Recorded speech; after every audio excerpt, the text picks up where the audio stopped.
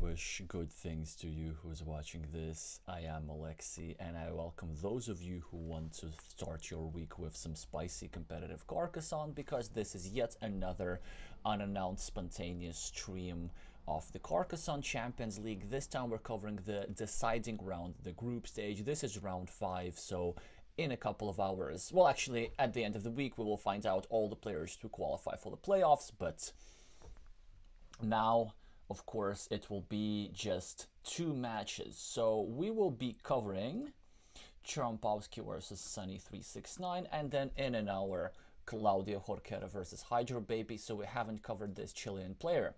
Let's look at the group situation first and see what's going on over there. So first of all, the first encounter is in Group F. And here, Sunny369 technically still has a chance to qualify. They just have to hope for a variety of good outcomes. Basically, they need for the following things to happen. So let's say if they win today 2-0 against Trumposky, then they have 2 victories and 7 games won and 7 games lost. And then this will mean that they just need to hope for StatMat to lose against someone you know, which is not inconceivable given that, you know, someone you know is first in the group, and then StatMat will have 2 victories and, let's say, a negative difference between games won and games lost. So this is just a reminder that every match is a best of 3, and you can win either 2-0 or 2-1. So it matters not only that you win the match, but also that you win the match as convincingly as possible. So Sunny here has a shot. They will first of all need to defeat the Brazilian national champion Fabio Sanchez, which is really easier said than done. It's kind of going to be hard for them, but let's see if they manage. And then the Group G situation later on is definitely much more spicy. We'll be witnessing really direct confrontation for a spot in the playoff. So the play with screen name Hydro Baby versus Claudia Jorquera of Chile. It's very simple. Whoever of them wins qualifies for the playoffs with 3 matches won, as the Lithuanian play with the screen name Mujacello tops the standings. We are now going to go straight to the matches because I believe they should have started.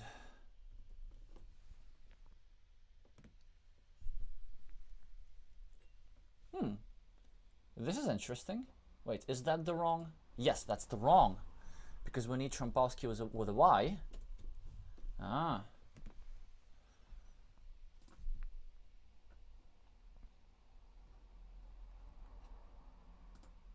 And they have already started their game. As you see, Fabio here in good shape, rating-wise, almost 600.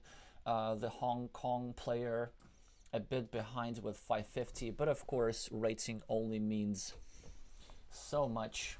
Both players currently at 0 points. Few moves have already been made, and Trumposky now facing an interesting decision here, as Sunny is developing a juicy looking 5-point city up top. If he gets a city cap and then another city cap, this will be 14 points on his scoreboard and a meeple back, so that's a considerable threat, which is why we expect Trumposky to bother the city. I assume he'll go over here, adding a few points to black, but making sure that it is much harder to finish, and then it just gives more time for blue to join the city.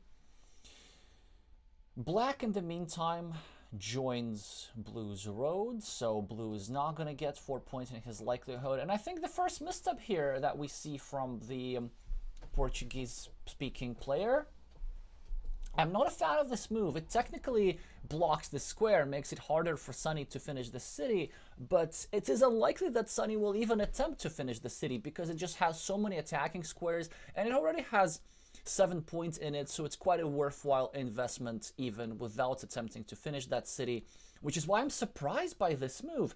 It's interesting that Sunny's going all in. He's using the city cap in an attempt to finish the city instead of maybe something that I would have done, starting a new city on the right and just simply ignoring the blocking threats from his opponent.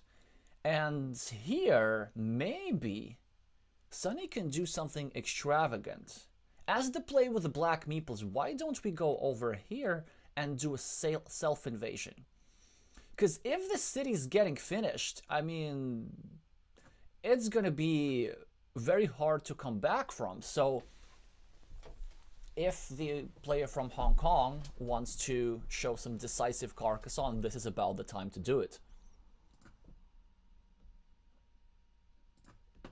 There are some alternative, of course. I mean, he could just simply leave the city alone and just start a new city at the bottom. But since he went for the idea of trying to finish the city, why don't we just go all the way? And the reason why we need a second meeple, though, is because it is quite easy for blue to attack. For example, if blue draws a Dorito tile, places a meeple over here, and then attacks like this from the side. Wow, this is so surprising. I mean, it seems that Sunny's trying to budget his meeples and trying to finish his city without using any extra meeples. But the problem with that, it creates an even better connection platform for blue. So blue can draw a triple city, a Dorito, an extender, and meeple here, and just negate all black's efforts. In the meantime, of course, blue doesn't draw any of that, and blue just tries to finish his small city at the bottom.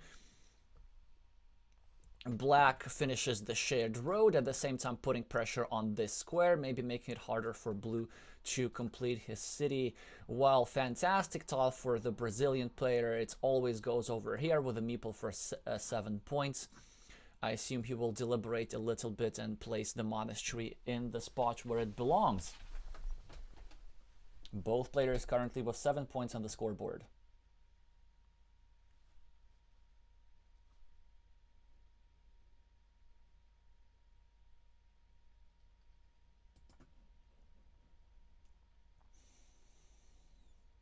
Well, Sunny now has an interesting choice, so they could go over here, scoring a couple of points, or they could go over here, starting a new city, but instead they go above. They just simply want to finish the city with city caps, and of course Trumposky now draws a tile to connect. It is a no-brainer. He just goes over here, yeah, and tries to connect, and then that's it. So this was the problem with Black's plan. Look at this. Black spent a city cap here, a city cap here, a city cap here. Such valuable tiles. This is basically 7 points worth of tiles. Actually, no. Oh, because of this road, it's 9 points worth of tiles spent on building a city which ends up shared. So this is why I was skeptical of Blue's plan from the beginning. Blue can still reconquer this city. No, I mean, not of Blue plans, of Black plans from the beginning. Yeah, so this is Black city initially. Black can reconquer this city eventually. So let's say Black gets like a city cap. They could place a meeple over here, place a triangle like this, try to take over the city, or they're now trying to block it. And look at this, Trumposky just going all in. I love that. So I was kind of really surprised by this move. It seemed to me that a bit of a waste of a crossroads guard, because if I were Sunny, I would just take 3 points over here. And what this allows, this gives Trumposky basically a 70% chance to win the game outright. Because, I mean, this is just... If Blue gets the tile that fits into this square, that would be just a killer move. And there are 2 tiles that fit into the square. There are normally 3 in the set, but one of them has already been used up. If placed over here, this tile would give 1, 2, 3, 4, 5, 6, 7, 8, 9, 10, 11, 12, 13. So that would be a 26 or 28 point city, depending if the tile has a shield. I presume also Blue will go over here and maybe pre-build this road at some point, so there'll be a 5-point road and so on and so on. Yeah, so it seems to me that almost like the only chances for Black to win this game is just hope to draw both of these tiles that fit into the square, or hope to draw so many good things and score so aggressively that if Blue draws the tile that fits into the square late in the game, then Blue would be not having enough points to catch up. So here, if you ask me, the player with the black meeples needs to catch up on scoring. They chose to continue their road, which makes sense. An alternative move was starting a 4-point road over here, or a 4-point road over here. Given that there's so many loops remaining, it sort of makes sense for black to finish one loop first before starting other loops. But an alternative move to be considered as black is to do some damage control. Like if black gets a curve, they should seriously consider placing a meeple over here, so that if blue does get the tile that fit into this square, which they're favored to do eventually, a 75% favorite, a reminder about that, then at least black will get this 5-point road as compensation. So if I were black, my next curve definitely could go here. Well, Sunny takes a city cap. It's now really time to start putting some pressure. So as black, why don't we go over here and meeple the city cap and try to take over this city? I think that would be nice.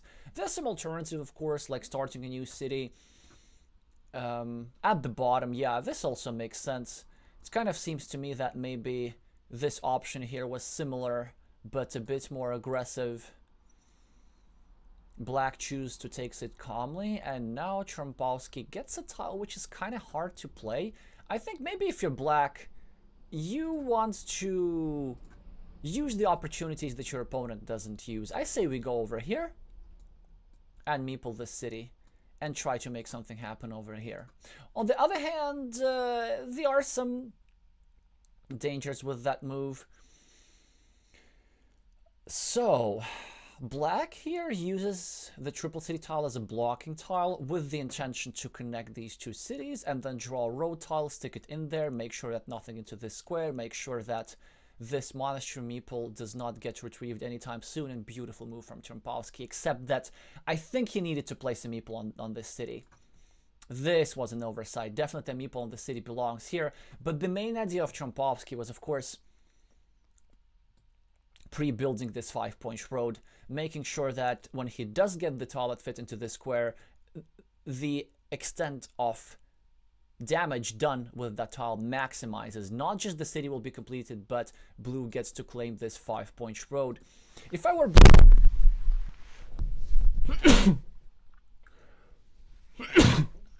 I certainly like not sneezing, and I certainly like the idea of just meepling this city, making sure that black doesn't meeple this city when he completes it.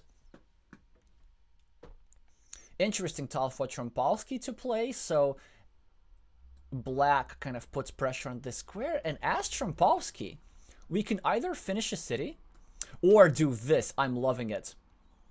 And then try to take over another city, and this is just perfect. Because now Trumposky needs either a triple city here with a road, or a triple city here with a road. So he actually now has 5 different high impact tiles, and maybe he doesn't even need both of them. If only he manages to close one of these 2 cities, especially if he manages to get a Dorito and another Dorito to kind of close off his monastery, then it seems that blue should be cruising his way to victory. Let's see how blue uses this monastery tile. Do they use it as a monastery? It's kind of dangerous. You could lose one meeple. Instead, maybe they choose to do some sort of blocking move here or over here, trying to put some pressure on some of black's vulnerable meeples and save their meeple for another day. If you ask me, I sometimes have a disease of over meepling monasteries. But I think going here now, it's super justified. It is harder to block than it seems. There's still plenty of curves to go over here, over here, over here, with which black can continue. And with one meeple, black can do plenty of things. Oh, sorry, not black, but blue can do plenty of things. Blue can pick off this empty city cap. Blue can grab some quick points with crossroads. And blue can maybe put some pressure on black's vulnerable meeple. So blue decides to save his meeple, not meeple monastery just yet, going a bit cautious. I think it was a good idea, especially given that blue could have gotten a meeple back later here. Let's see if he actually manages to do that. I think blue should go over here now, get to monastery meeple back, and just be happy about his life, because he's setting up so many threats here. We can see that black took 2 points, trying to put pressure on this square, but it didn't work out as blue drew a tile immediately that fits. Now fantastic tile for Sunny, continuing his rhombus-shaped city here. Well, Trumposky now can use one of his meeples, or he could go over here simply and try to put further pressure on this square, or go over here, try to put further pressure on this square. Not much to do with a straight line, which is why I liked spending one of his meeples on the monastery, because he doesn't really have a lot of... he has a good number of meeples, that was my point. So Sunny draws a pivotal tile. He draws one of a tile that would have fit into this square, which means that it is now a 50-50. It means that if Trumposky gets the remaining tile that fits into this square, he will have 28-point city and a 5-point for the road. That's 33 points on the scoreboard. That would be surely a win. But if Sunny gets the remaining tile that fits into that square, then Trumposky will be stuck with 2 meeples for just 2 points, whereas Sunny here has 10 points for this meeple. So certainly a huge swing. Actually, 8. Wait. A 41-point swing plus a meeple. It's just incredible how high impact this tile is. But the thing about Trumposky's position, it's still great, because not only does he has the tile that goes into this square, he has just pre-finished this city, which means that there are also 3 tiles here for high impact move. 1, 2, 3, 4, 5, 6, 7, 8, 9, 10, 11, 12, 13. So that would be a 26-point city. Surely, if not decisive, then definitely a big advantage for the player with the blue meeples. And now also we see that black tries to get as many points as possible and meeples this juicy 6-point monastery spots, which I believe the Brazilian pair should have taken a little bit earlier. One of the reasons for taking monastery spots in positions like these is not to get point yourself, but also to prevent your opponent from point scoring. And if black gets some sort of tile that finishes them the city, and then picks off some city cap, and then picks off some city cap over here, then gets a road monastery, then gets a straight line over here, then maybe black even can survive the onslaught from blue's takeover of the big city in the middle. Not with this tile, because Sunny just simply gets a secure position of his city at the bottom, but does not get any meeples back just yet. Fantastic tile for Trumposky, 3 points for the road and an attacking platform against the city, but Sunny immediately defends. Does he farm here? It's, I think, a good decision that he doesn't farm. So now the players are equal on the scoreboard, and Sunny currently has way more points on the board, but it's only because these meeples that are trying to take over both cities have not connected to those cities yet.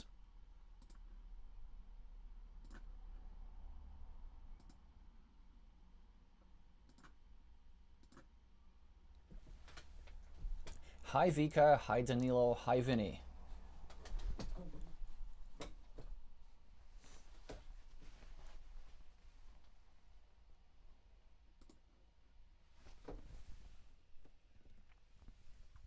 Trumposky just took some quick points, and so did Sunny. Trumposky a couple of points behind.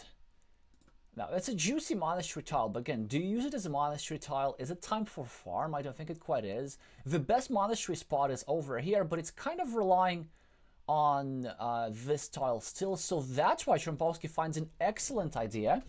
Meepling a monastery at the bottom, controlling Sunny's meeple. Sunny now kinda has to go over here and meeple yet another city cap, and that's how Trumposky will be freeloading from all of these points. The play with the blue meeples now will probably go over here and farm maybe, or just go over here and put some pressure on this city. You see, because these two monasteries are kind of close together, it's a bit of a battle of who's going to get a tile that fits into this square first, into one of these two squares.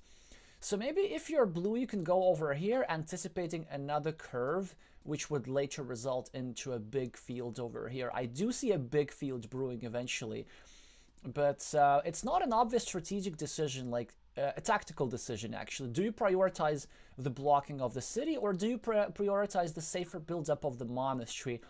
I do think that the blocking of the city is slightly more important, just because with this curvy tile, we would be taking so many options away from black. And if you ask me, this is worth the investment. An alternative is just to make a point scoring move, like start up 4-point loop at the bottom. But then the question is, will these 4 points make a substantial difference to who's going to win the game? And I like the prioritization here. I don't even mind the farmer as well, although it could seem a bit premature, because it could be a wait until blue gets these tiles. And given that blue's position is so good, maybe blue should start and think of some sort of strategy how they can try and come up with a winning plan without drawing any of these tiles. So you see, the problem with blue's farmer here is that blue now has only one meeple, and now blue is kind of forced to use this tile. I mean, I don't know how. Like, if they had 2 meeples, they could have gone over here, started a new city. This all looks all right. But now they start a ring road, and they might be losing value from.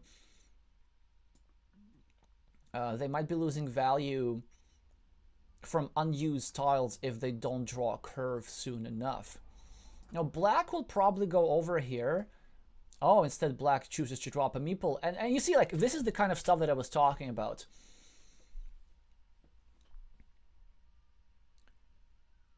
Yeah, black will now go over here, and this blue's meeple will be suffering. So maybe this farmer was a little bit premature here.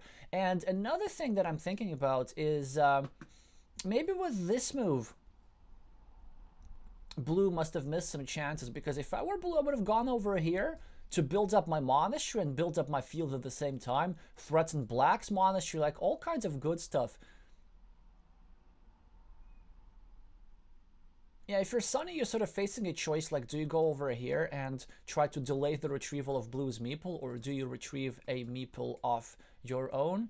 Not really many alternatives here to these 2 moves.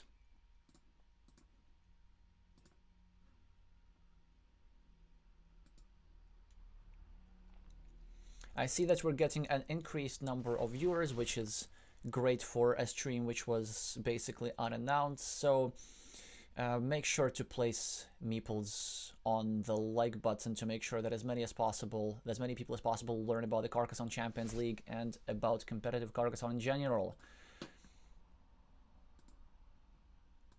Sunny's still deliberating, as they should. In the meantime, I'm going to get some graphics up.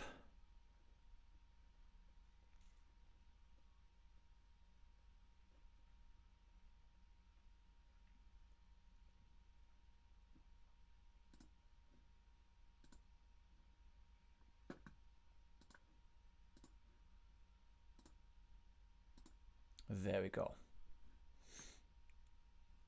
This is the tile that could decide the game.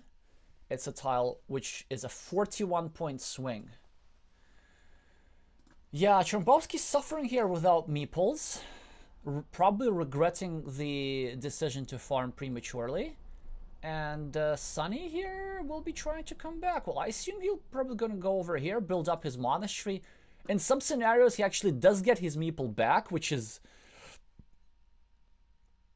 certainly a welcome sight if you're black. Blue is forced to make moves without meeple. Yeah, so this is of course a good move for them. It gives them 3 points for this field, but because they lack a meeple, they won't be scoring 4 points for a city. Black draws the first of the 3 tiles that would have fit into this square. Now only 2 tiles that fit into this square in the middle. Blue now found a curve just in time, because blue gets to expand his field and at the same time put pressure on the monastery a little bit. If you're Sunny, I'm not sure how exactly you should deal with this. Maybe just ignore that for now and try to go over here, finish the city. This is exactly what the player from Hong Kong chooses to do. And given his lead on the scoreboard, he can probably survive at least one of these two cities. If only Black manages to draw some compensation farmers, I think Black will be doing well. Dilemma here for Black. Does he go over here for the sake of finishing his monastery, or does he go over here to make sure to cover up the field from expansion? I mean, you don't want to really go over here if you're Black, because you are immediately adding points to your opponent, bringing in this city into Blue's field. So he chooses not to do that directly, but he meeples the farm. I'm loving this move. It's an excellent move. 1, 2, 3, 4, 5, 6, 7, 8. Okay, there's still one curve remaining, so there's one tile with which Sunny can retrieve his monastery meeple and drop a farmer. Not drop a farmer, but connect the two farmers. And there's also connection opportunity over here. Trumposky draws a monastery. I presume he's not going to go over here. He has no interest in unifying the two fields. What is he going to do instead? Maybe something like this? Just restricting this road a little bit? I think it is worthwhile. No, he just dumps this tile. I don't like dumping tiles. I think a strong move was going over here, at least to pose some restriction on Black. Sunny draws the second tile that fits into this square, meaning that there's only one remaining. So Sunny does not get to complain about their draws here. Still, there's one tile that goes over here and one tile that goes over here. The most important one, is, of course, is this one. But it will not give Blue 33 points. It will give Blue only 28 points, because Blue will not be able to take advantage of this 5-point road, given that Blue does not have a meeple in hand. So certainly either this farmer or this sloop will be a source of regret for the Brazilian. Sunny here thinking where to deploy this triple city tile.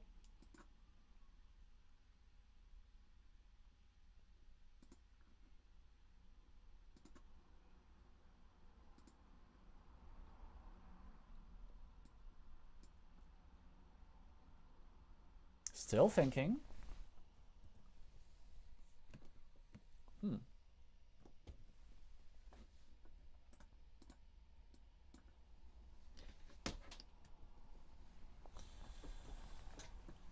So if you are the Brazilian, I mean, maybe we go over here and farm in anticipation.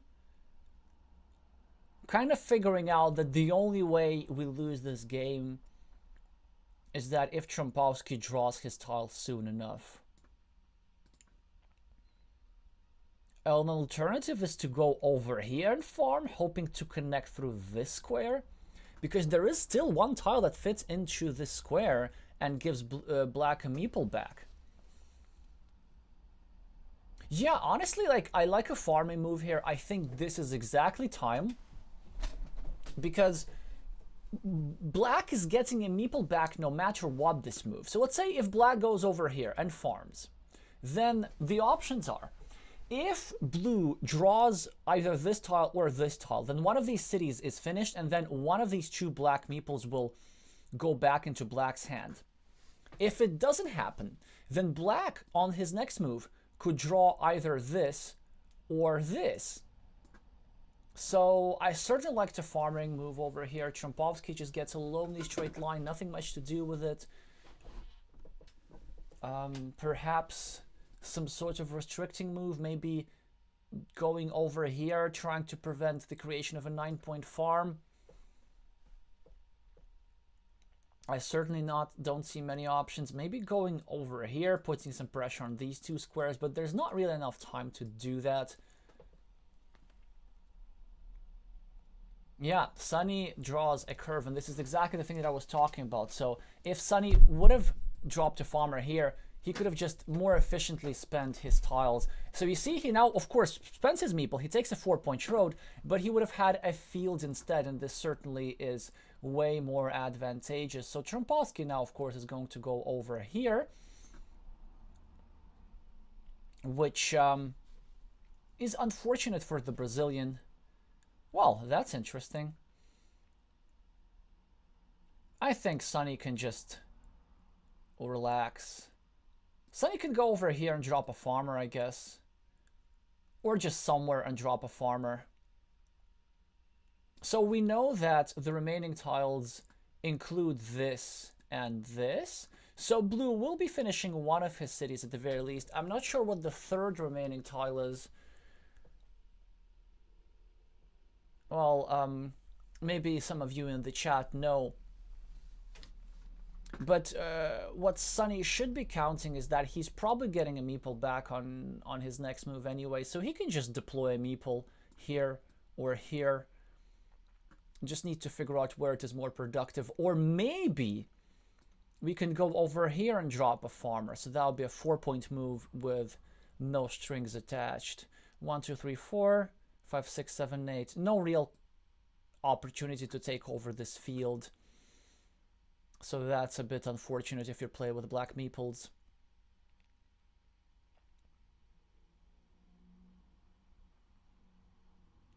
No dagger tiles remain. Wait. Let me think of something. 1, 2, 3, 1, 2, 3. 1, 2. Ah, nope. All dagger tiles are out, so my plan doesn't work. In fact, there are no tiles which contain a curve remaining in the deck, which means that a motion like this to try and take over a field is not possible. Yeah, Sunny just goes for quick points, and I believe, well, Trumposky does get one of his cities. Will he get the other one? He does get the meeple to work with, but I assume... No, Sunny gets the other city. He gets the other city, and he will take a 6-point field over here. And I assume Trumposky will take a 9-point field over here. So who wins? I think it should be a narrow win for Sunny just because of this ruin over here. Very unfortunate for Fabio for having to wait for so long for this tile. But I believe that part of that is on Fabio for dropping a farmer too early and just staying without meeples for too long. There were other opportunities for quick points, which unfortunately the Brazilian player did not manage to take advantage of. Sunny drops a farmer. Fabio immediately goes over here, drops a farmer for 9 points, and I believe it is the player from Hong Kong. By the way, 2 seconds on the clock. Just a reminder that if you get to 0, you lose on time. So let's see. It should be very, very close. Because blue has 3 more field points and blue has monastery points. Not quite enough for the player with the blue meeples, I believe. Just a couple of points difference. 2 points difference, in fact.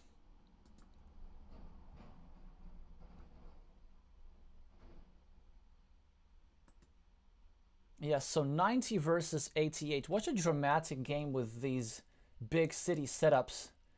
Just a bit of luck missing here for the Brazilian, but it's good for Sunny because his quest for the playoffs is still live.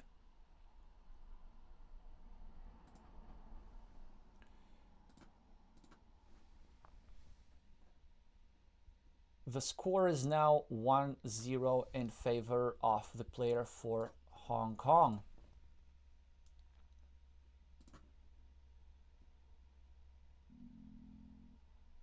Hi Carol, hi Daniel. So we will be moving on to the second match, no, to the second game in the match. Reminder that this is a best of 3.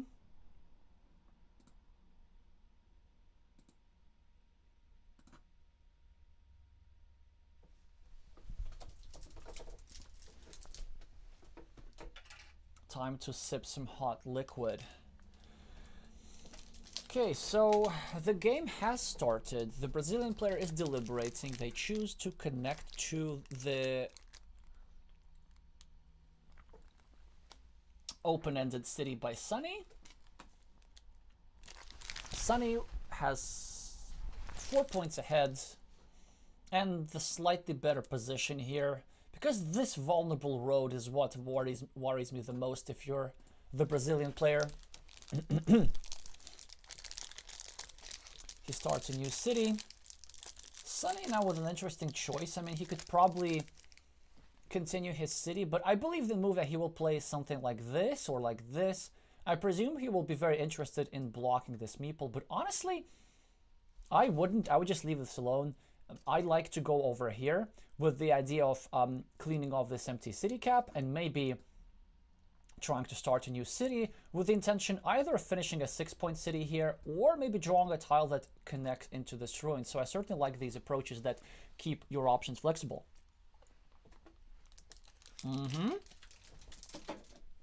And this is exactly what he does.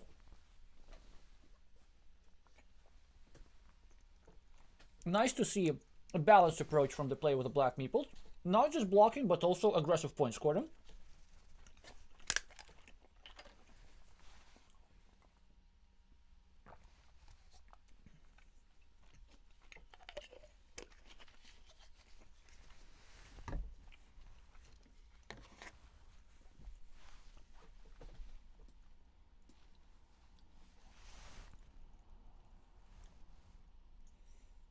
Well, how does Fabio respond? That's a great move. Starting a new city, continue his road, and at the same time, putting pressure on two black cities. Black now needs to make a choice. Do we go over here and put some pressure on Fabio's city, or do we go over here and use the road end to save this meeple and connect to this road? Sunny says, let's try and put some pressure. Trumposky just finishing his own city. Gets on the scoreboard with 4 points versus 8. Now Sunny needs to make a big decision. Do we go over here and try to connect to this ruin?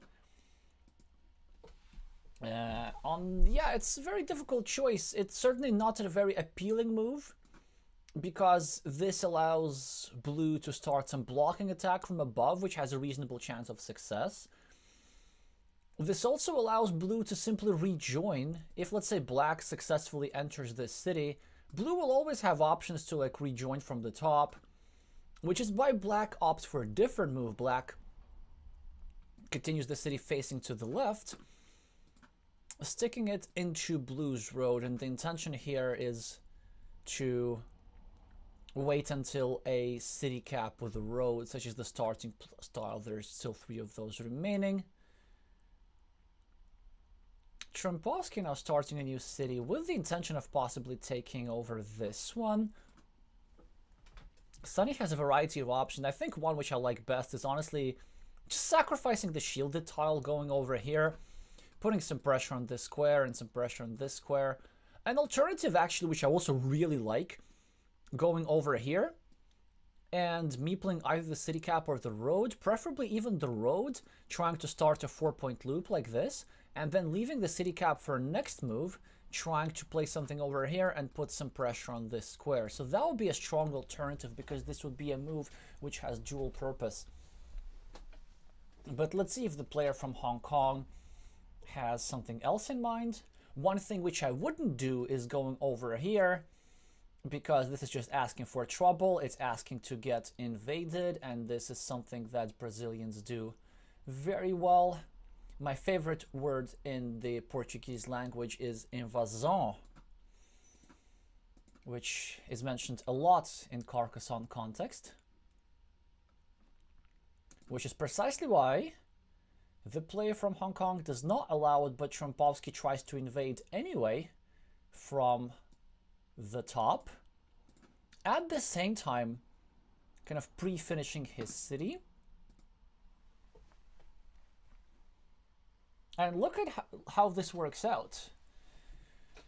He can now go over here, finish his city, which I think he should, and he's overtaking Sunny on the scoreboard, 10 versus 8. Suddenly the position of the Brazilian looks not so bad, but not after this move. Of course, Sunny will go over here and drop a farmer. Always, it's not even a question. A farmer always goes there. Come on, sounds like I think it's an oversight on the part of the player from Hong Kong. I not quite understand, because the problem is that now it allows Trumposky to make a tempo move. Trumposky, you know what they can do?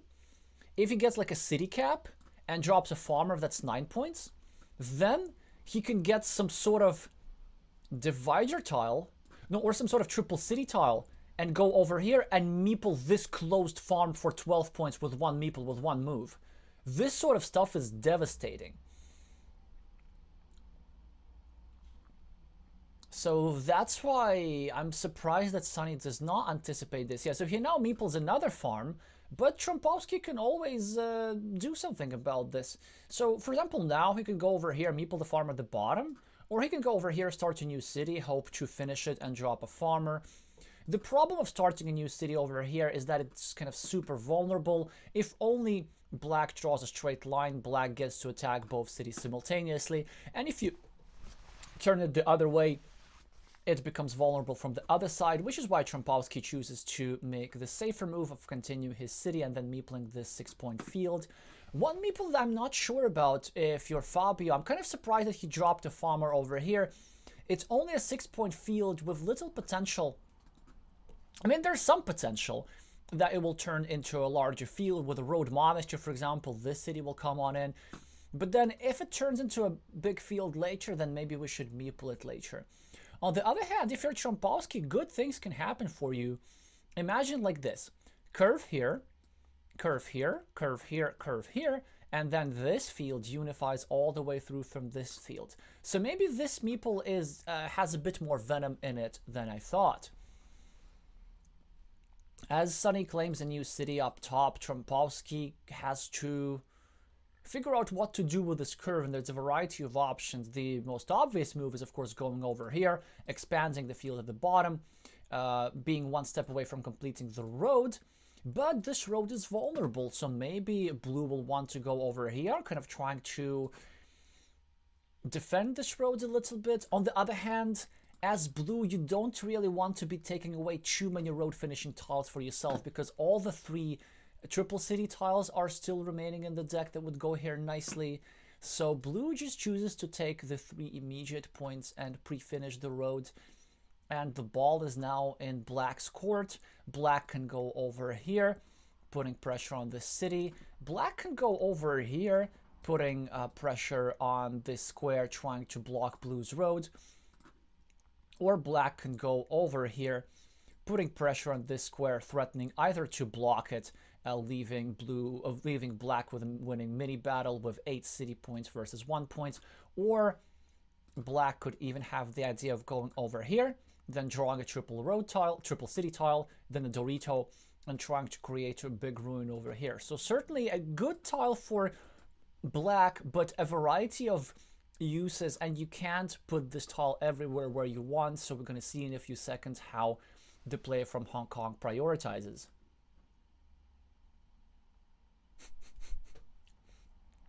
Hi, Vladimir, and thank you.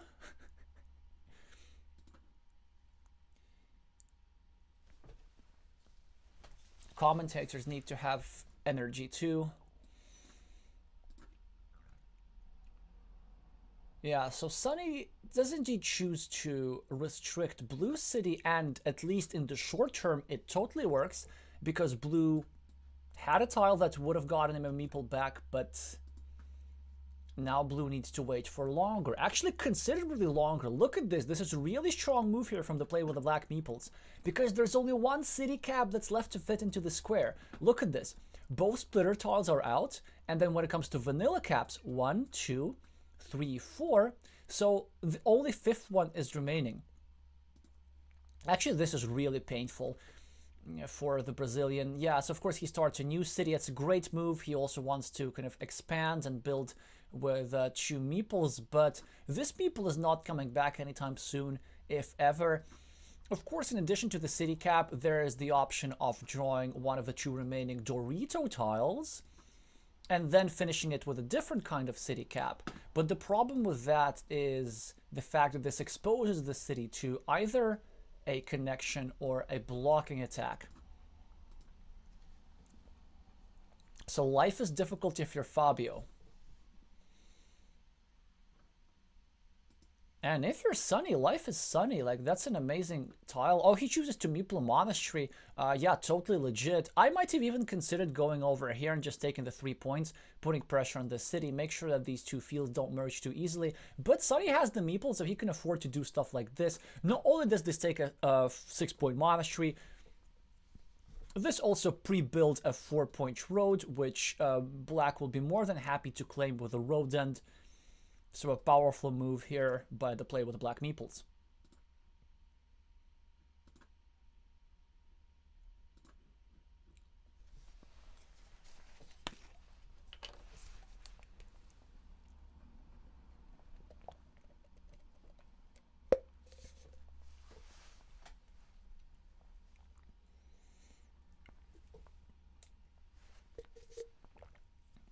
The Brazilian has thought for over a minute. Yeah, this is a legit option, although they were, I think, stronger moves. He's trying to kind of continue his road indirectly. I think instead I prefer the move over here, restricting the square, making sure that Black cannot take easy 4 points with the crossroads, and then putting some pressure on this city cap. So I do believe there were stronger moves. But Black had his own reasons. Sunny now puts pressure on Trumposky. Trumposky needs to defend. Now defends toward the 50-50. There's only one tile remaining that fits into this square. There was, of course, an alternative defense. I do like what Trumposky did. The alternative defense was placing this tile one square earlier and then hoping for some sort of Dorito plus starting tile combination, but the outright 50-50 I think is better. At some point, if we get a meeple back as blue, we might even want to drop a farmer over here and gamble and connect through the city cap. Sunny continuing his monastery but not meepling the road, which I think is definitely a mistake. It is asking for Trumposky to take easy 5 points, which I think he should, even though it's not a road end. Like, it's a very good tile. Just go over here, take the 5 points, try to climb back into this game. Yes, I completely agree, and also put some pressure on this city. Sunny, however, is unperturbed. Fantastic Dorito tile. So we do appear to be back, I think. Or so I would hope.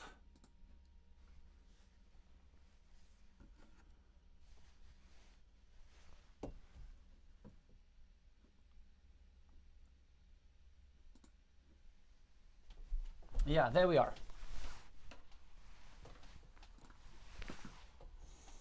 So not many things have happened, other the fact that Sunny now very dangerously and blatantly tries to take over Blue's city over here. Trumposky finishing his road finally and getting a meeple back. Let's see if Sunny manages to connect to this city. So certainly the play with the black meeples has a lot of threats here. This looks menacing and this looks menacing. The only problem for black is that both threats require the same type of tiles. So this gives some time for the play with the blue meeples to regroup and deal with that threat. For example, if you're blue here, I think you go over here, try to put some pressure. However, this is sort of kind of dangerous because this allows black to draw a city cap and pre-complete this city like that. Given that there are still 4 triple cities remaining, we need to remember that it is possible to finish the city at the top, not only with a Dorito, but with a triple city plus city cap in any order. I still think that if you're the Brazilian, you just close your eyes, go there and try to make something good happen. Or maybe go here just to prevent your opponent from finishing a city.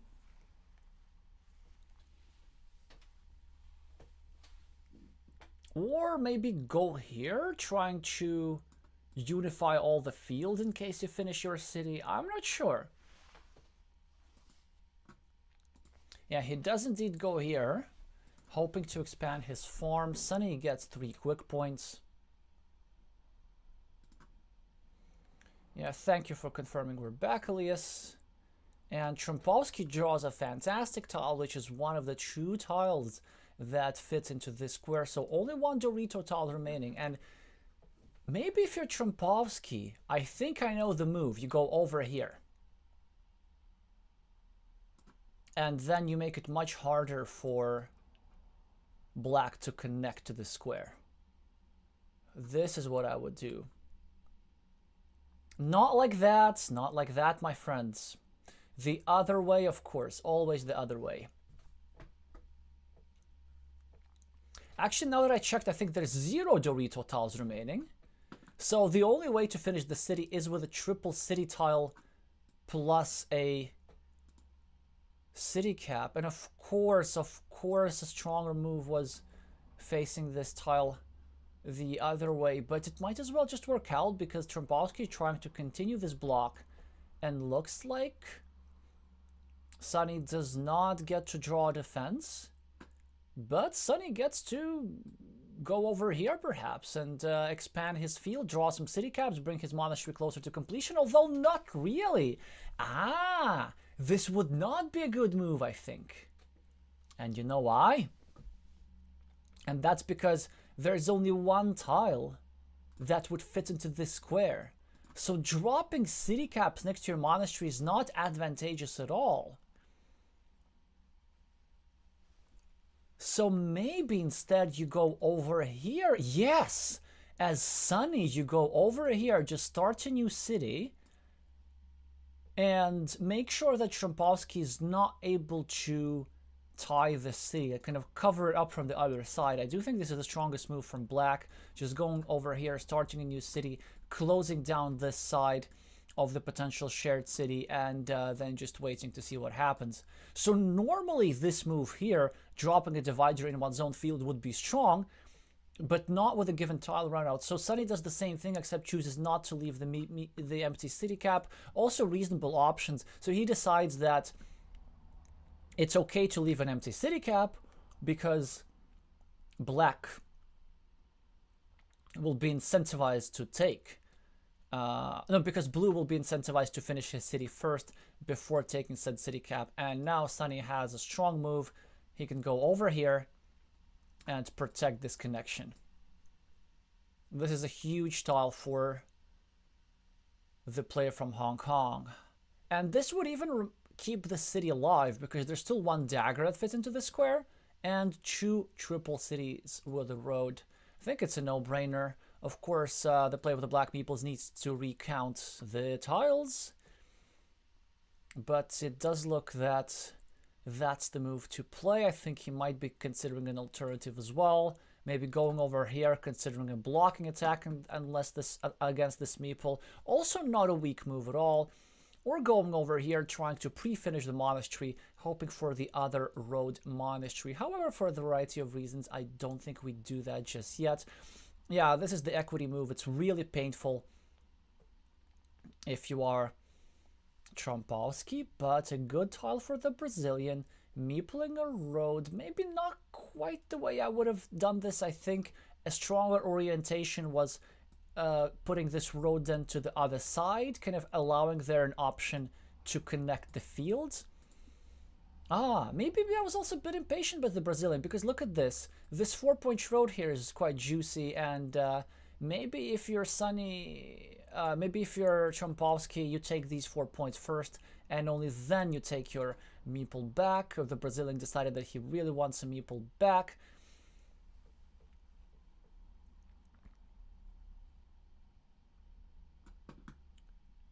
And Trumposky trying to attack the city further and further. In the meantime, Sunny building up monasteries. 9 points go to the Hong Kong player scoreboard. And what does Fabio do here? It's a dire situation. Do we go here? Meeple monastery? Do we go here? Block the city? Or do we go here and block this city? Yeah, this certainly makes sense.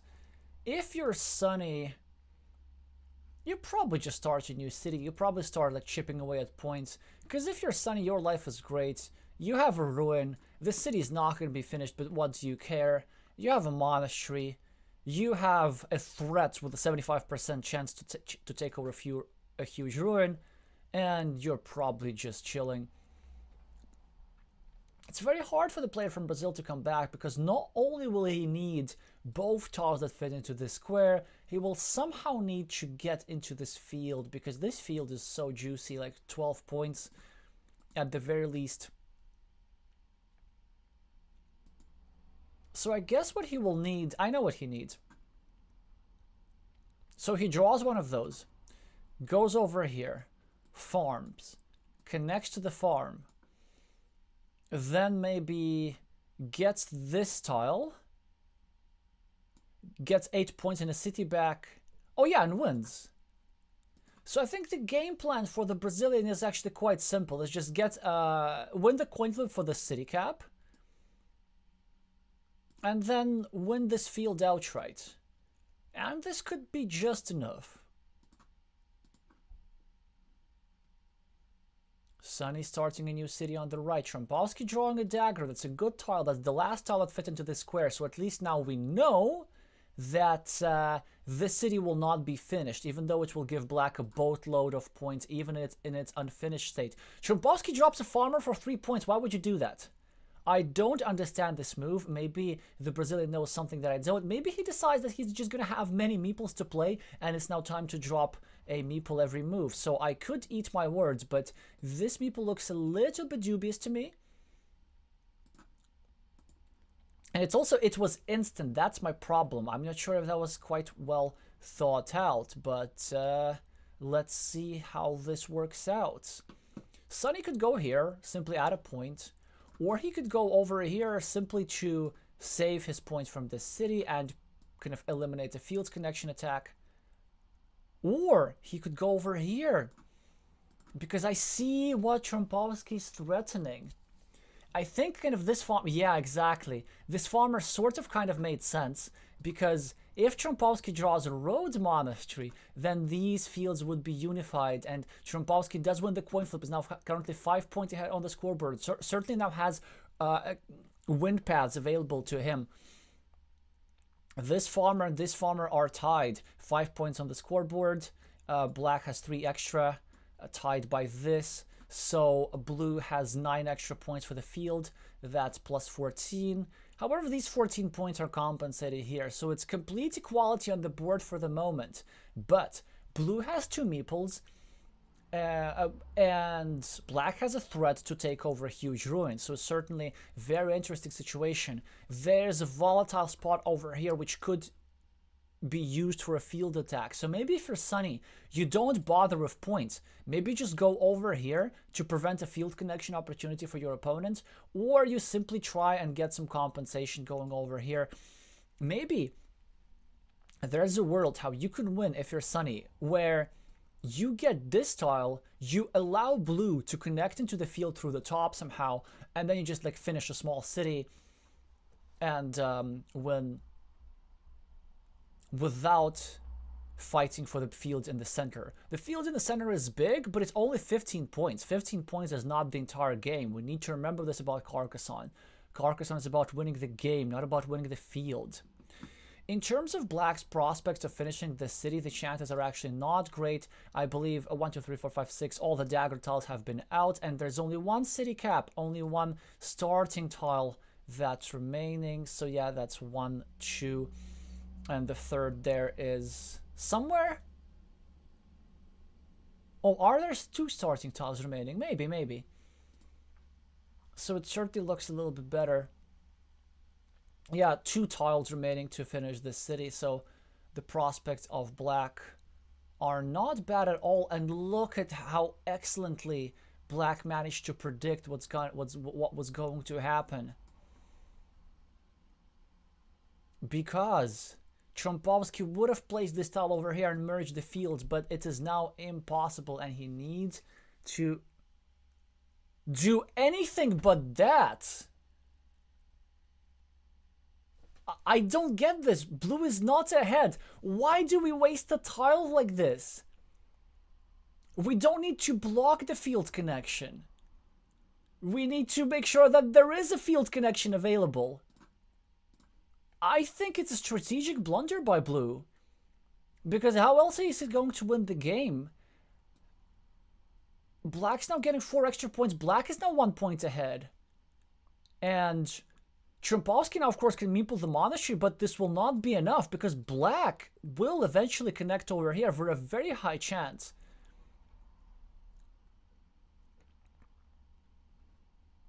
I am quite critical of Blue's plan here. Well, let's see if the Brazilian manages to surprise us.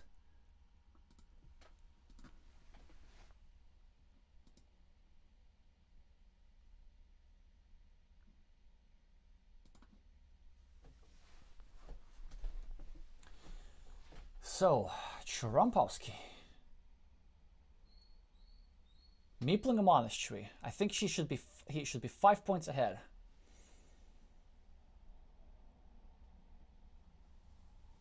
What does Sunny do?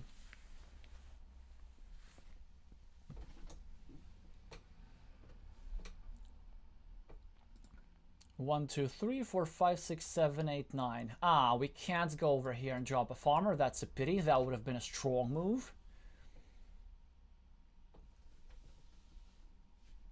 Like starting a new city is no point because this is the last city cap. Do we just meeple a road? Like, do we just go for points? He starts a farm, which is interesting. So he goes for 3 points instead of 4 points, not realizing that there are no city caps remaining.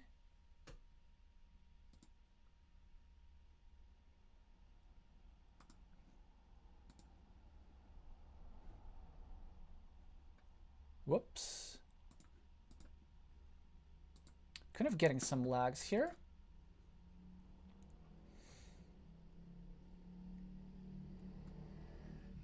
So Blue is +7. If I'm not mistaken, Sunny is now probably going to take... Oh no, not +7, +4. Because of this farmer here. Sunny's taking 2 points. Blue is +2. Trumposky takes the first of the 2 tiles. Meeple is 3-point city. Sunny, will he get the second one? Will Trumposky manage to get away with it? Trumposky now ahead with 5 points. I don't think Sunny can compensate this without getting the tile that he needs. The triple city tile with the road. This was decisive last time in the last game. Will this tile be decisive in this game as well? Sunny meeples a roads. And Trumposky, no, he doesn't take it. And Sunny gets the city eventually. And this is the game and the match for the player from Hong Kong. Just a glimmer of hope here for the Brazilian at the end as he drew the first one of the 2 critical tiles. But the second one predictably goes to the player from Hong Kong.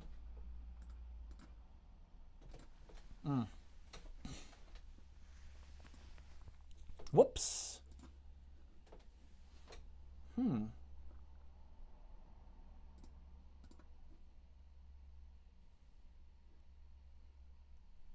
And yeah, congrats to Sunny. Quite a substantial point difference. 17 points. Of course, the exact point difference doesn't matter. It's more about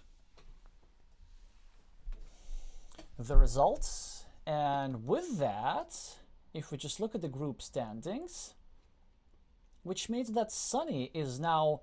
Yeah, it was also important for him to win both games as well. So he's now currently at 7-7, 2 victories, and he's basically now jumped in 3rd. So... if StatMat, the reigning world champion, loses later tonight to someone you know, and now after we know the tournament situation, I'm kind of inclined to stream that match, then if that happens, this will mean that Sunny 369 is very likely to qualify. His fate will also depend on this matchup over here, I think. Let's actually have a look real quick. What are the matches that are going to occur?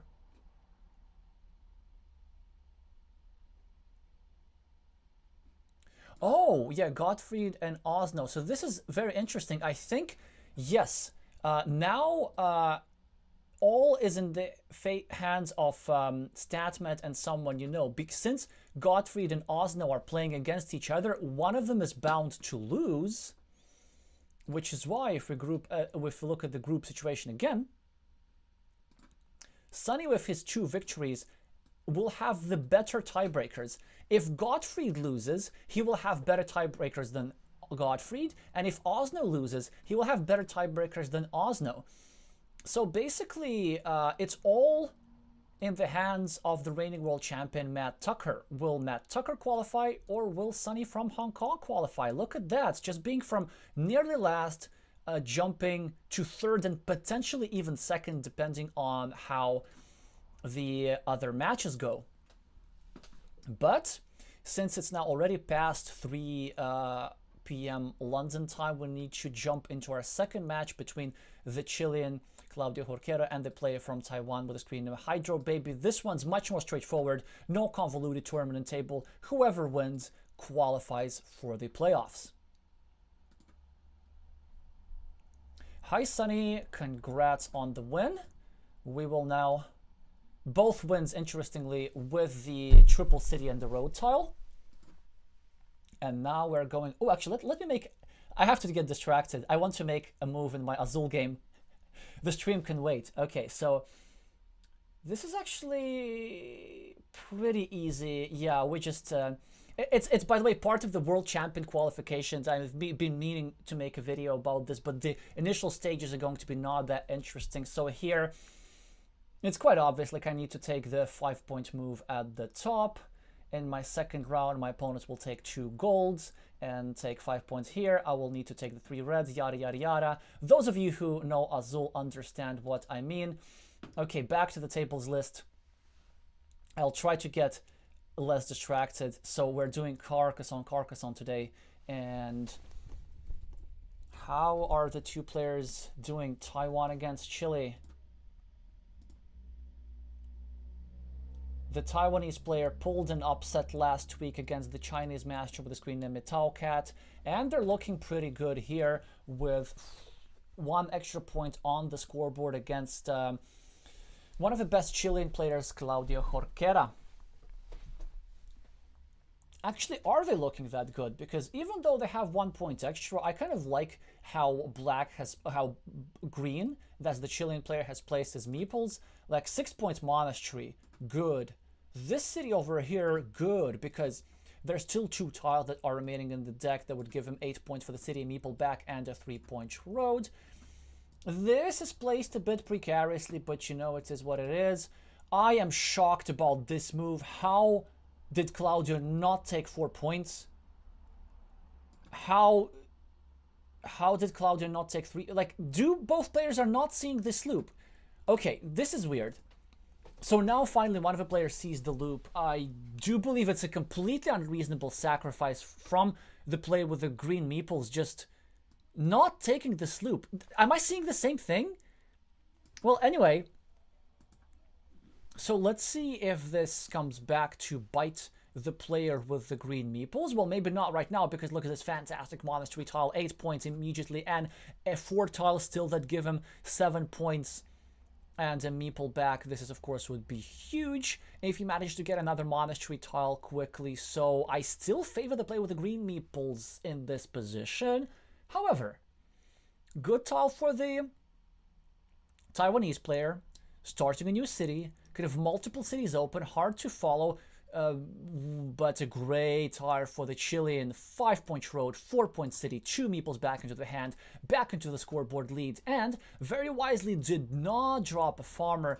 It did seem that in both games, which we witnessed a bit earlier before, these premature farmers is what did not turn out quite well for the Brazilian player, where he ended up with a meeple shortage for too long. So here, the Chilean, maybe he watched that match, watched the stream, and realized that it is sometimes better to delay farmers. Interesting choice here for Hydro, as Claudio just managed to stop the development of Black City in Black's field. I think if you're Hydro, you need to just bite your teeth and go here and finish Green's monastery, simply so that Green doesn't do himself. And really, it's a great monastery placement if you think about it. It is 6 points. Okay, technically 5, because you're also giving 1 point to Green. But you are controlling this 3-point road, which somebody will claim, and you're controlling your opponent's city. So something will go into this square. So, you know, like, this monastery will be built up before we know it. A very equal position here, dynamic position, open position. Lots of things could still happen in this game.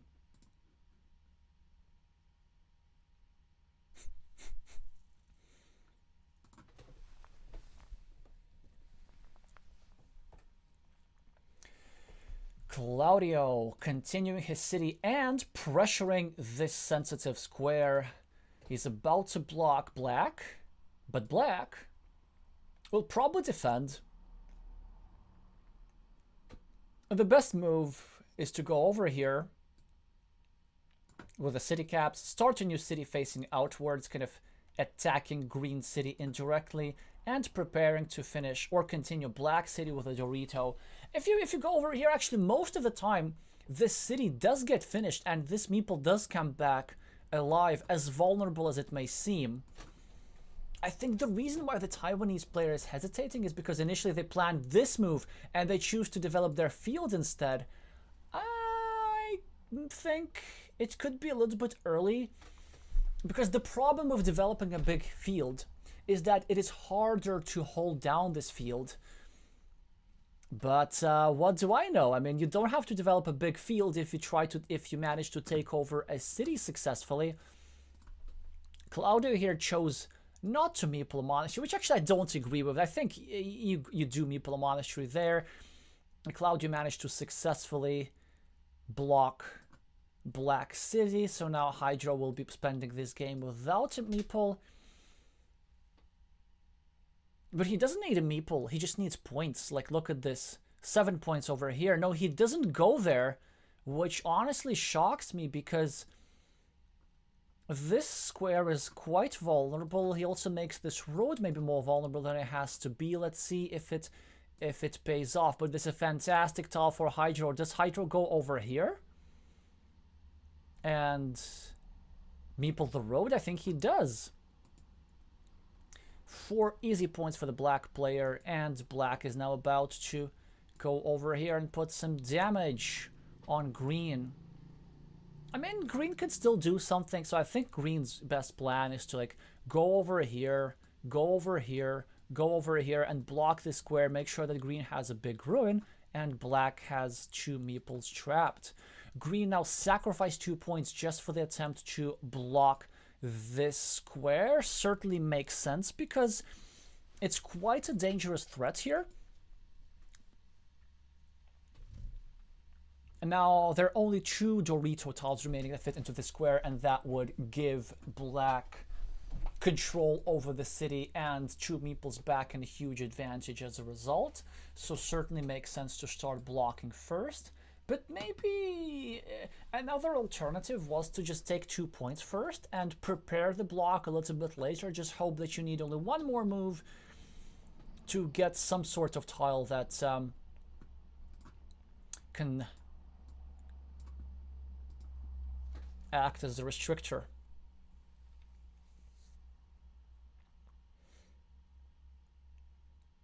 Hydro doesn't even start a road. That's interesting. Just leaves it open. Great tile for Claudio. Gets his city completed and a meeple back. 12 points on the scoreboard, but great tile for Hydro as well. Hydro is going to go over here, score 2 points, claim a majority on this city. And by the way, he's going to score these 2 points because Claudio gifted these 2 points for him. If not for this road end, these 2 points would not have been there. I'm pretty sure this is exactly where Hydro will go. And the city is now relatively safe. It's kind of hard to attack, given that in order to attack the city, Blue will need to draw a city plus road tile before Black draws a city cap. And believe me, with this tile run out, this is not something that happens very often, because so many of the city plus road tiles are out. And Hydro chooses a different move. Hydro decides that he wants to finish his monastery first and then try to wait for a different tile. You have to be kidding me. What is that tile run out? How much money did you have to pay the Board Game Arena developers to get back-to-back tiles that complete 2 of your foremost objectives? And look at this. This tile that fit over here, it's kind of fit there. That was okay, right? But Black is saying, nah, you know what? Not good enough. I'm going to wait for the best tile possible. And he goes over here and gets the best tile possible. Also with a shield, right? There was a shieldless triangle in the deck, and there was a shielded triangle. Of course, Black gets a shielded triangle. This is just like an icing on the cake. Sometimes there are games which are like that, and I don't think Claudia can do much here to come back. Although, let's have a look at it. Black, 17 points ahead on the scoreboard, has a 9-point field. That's a lot. In order to almost compensate a 9-point field, Green has this monastery, but still, the 20 points on the scoreboard, they didn't go anywhere. However, if only Claudio manages to draw a Dorito tile, and then a city cap, and then take over the city, then not only is Green Black into this game, Green is probably ahead. Because this city here is extremely menacing.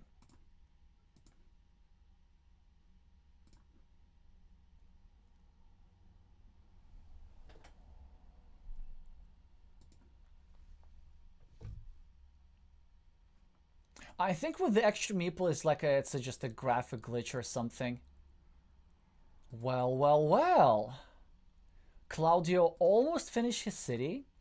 Hydro sweeped in at the last moment, and now it's a 50-50 situation. There's one tile, and one tile only that fits into this square. And if only he manages to draw that tile, he'll probably win. But of course he won't. That resolved very quickly. Like, not only Hydro drew the tile that fits into this square, which Green desperately needed, Black also drew it early enough so that Black doesn't have to spend energy and time blocking. And as an icing on the cake, Black also gets 3 points for a road. Like, it just does not get more scripted than this. The Chilean player must be biting his elbows. Just try to imagine that this curvy tile is not there. Let's just delete it. Let's just delete it. And then this tile would have fit neatly here, but it doesn't. There's nothing that fits here. Nothing. No hope.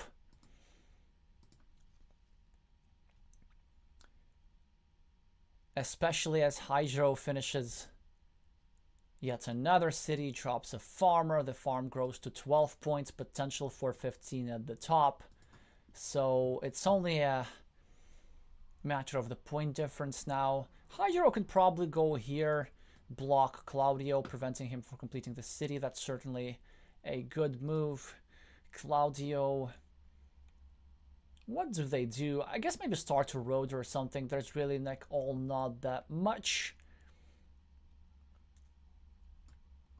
Oh, it just tries to restrict the field a little bit, and it kind of works. Hydro can claim this piece, or start a city, or start a new field, which is exactly what he does. Yeah, I think that's a good move here by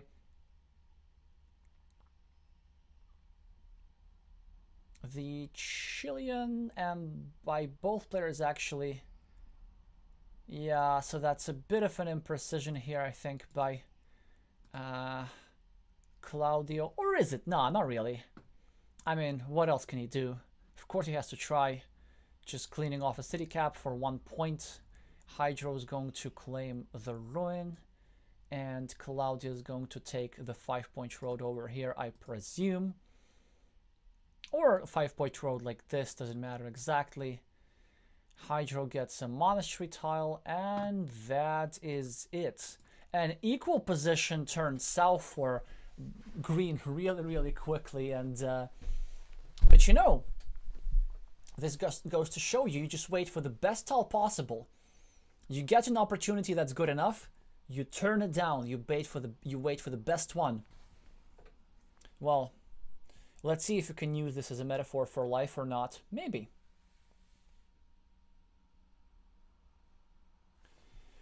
Black waited for the best opportunity possible, and this city is what drove them to victory. Let's see with how many points.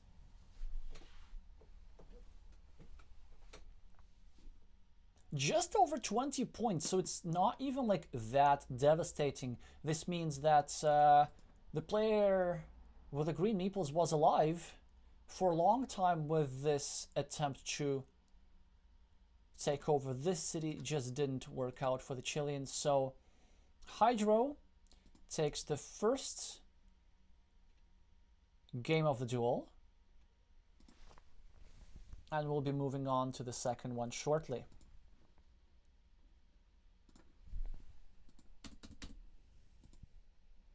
Oh, I spelled Trumposky wrong.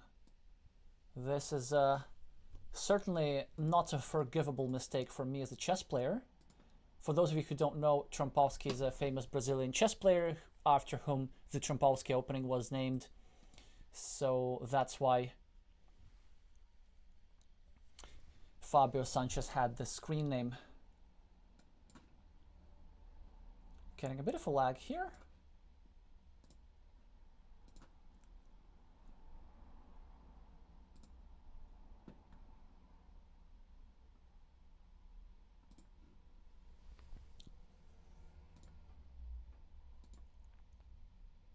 Oops, wait, never mind. I need to make a move on Azul.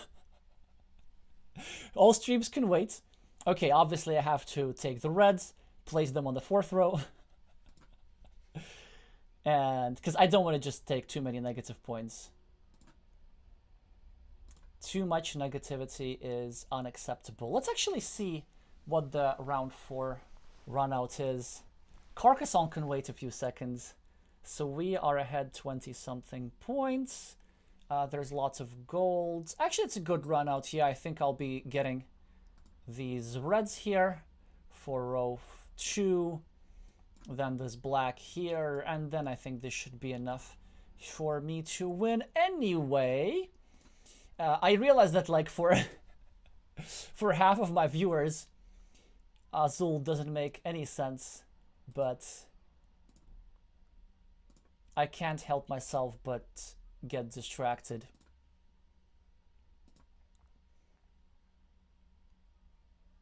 So a few moves have been played, and this game looks much better for the Chilean player. They have just meepled a monastery. Hydro has some nice looking cities at the bottom,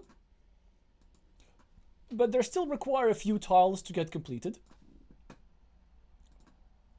And most importantly, Claudia has just an amazing city going over here. If that's completed, it's just going to be fantastic for the Chilean player. Not yet. Instead, he tries to connect to Hydro's Road. Strong move by the player with the green meeples, also building up his monastery simultaneously. Well, and also kind of indirectly protecting his city, because it's now harder for black to draw something that fits into this square and attacks this city. For example, the 3 dagger tiles that could have gone like this for black, they're no longer available. So triple purpose move here for the player with the green meeple, certainly very strong. It is, however, the Taiwanese player who is ahead on the scoreboard and now pre-finishes his city. With one Dorito tile, he's going to get like 14 or 16 points, depending on whether he has a shield and a meeple back. Claudia manages to finish the city up top, and with that he gains the advantage. He's probably going to connect the roads, I think, or he might to secure his monastery spot. I rather like this, just taking a couple of points.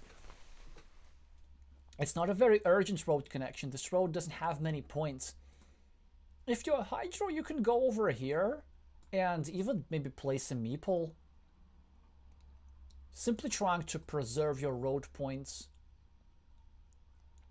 But moves like these are really not the style of the Taiwanese player. You could go over here, start a new road. This one I actually like quite a lot, because there's a lot of potential to build a giant loop with 4 tiles, and this would be, oh, actually 5 tiles. Let me think about it. It's 1, 2, 3, 4, 5, 6, 7, 8, 9. So 9 points with 5 tiles. It's actually pretty good for a road. It's almost 2 points per tile. So that could work quite nicely. Yeah, wait a second. Especially if you go here, and then on the next move you draw like a dagger and start a new city. Interesting. So black chooses to do the opposite. Black chooses to unify the roads, which does not make sense to me, but what do I know? And then drop a 3-point farmer with the idea of developing that farmer. So I presume that black doesn't like that he's behind on the scoreboard, and he just wants to take the initiative and make this game work. On some level it makes sense to unify these 2 roads, because green will be building up here anyway, so green's road will get longer. The one thing that I don't like about this is, let's say the alternative move would just give black more immediate points and an option to get your meeple back with a crossroads, whilst green would be forced to wait for another crossroads here. It's an interesting idea though. Let's see where how the Taiwanese early farmer ends up contributing to the outcome of this game.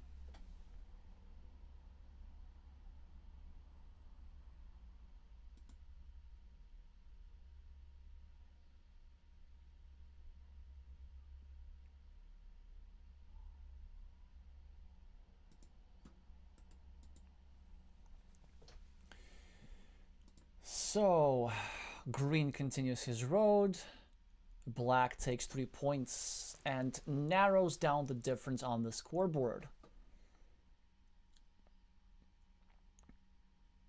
Difficult tile to play for Claudio. Do we start a new city here? Do we start a new road over here? I like both. We could also start a new city like this. Yeah, he's going to start a road. I like this. There's a lot of unseen potential here. These 9 points can appear on green's scoreboard very quickly. For example, if green were to draw something like what Hydro Baby drew just now, this almost secures the road. It all but secures it.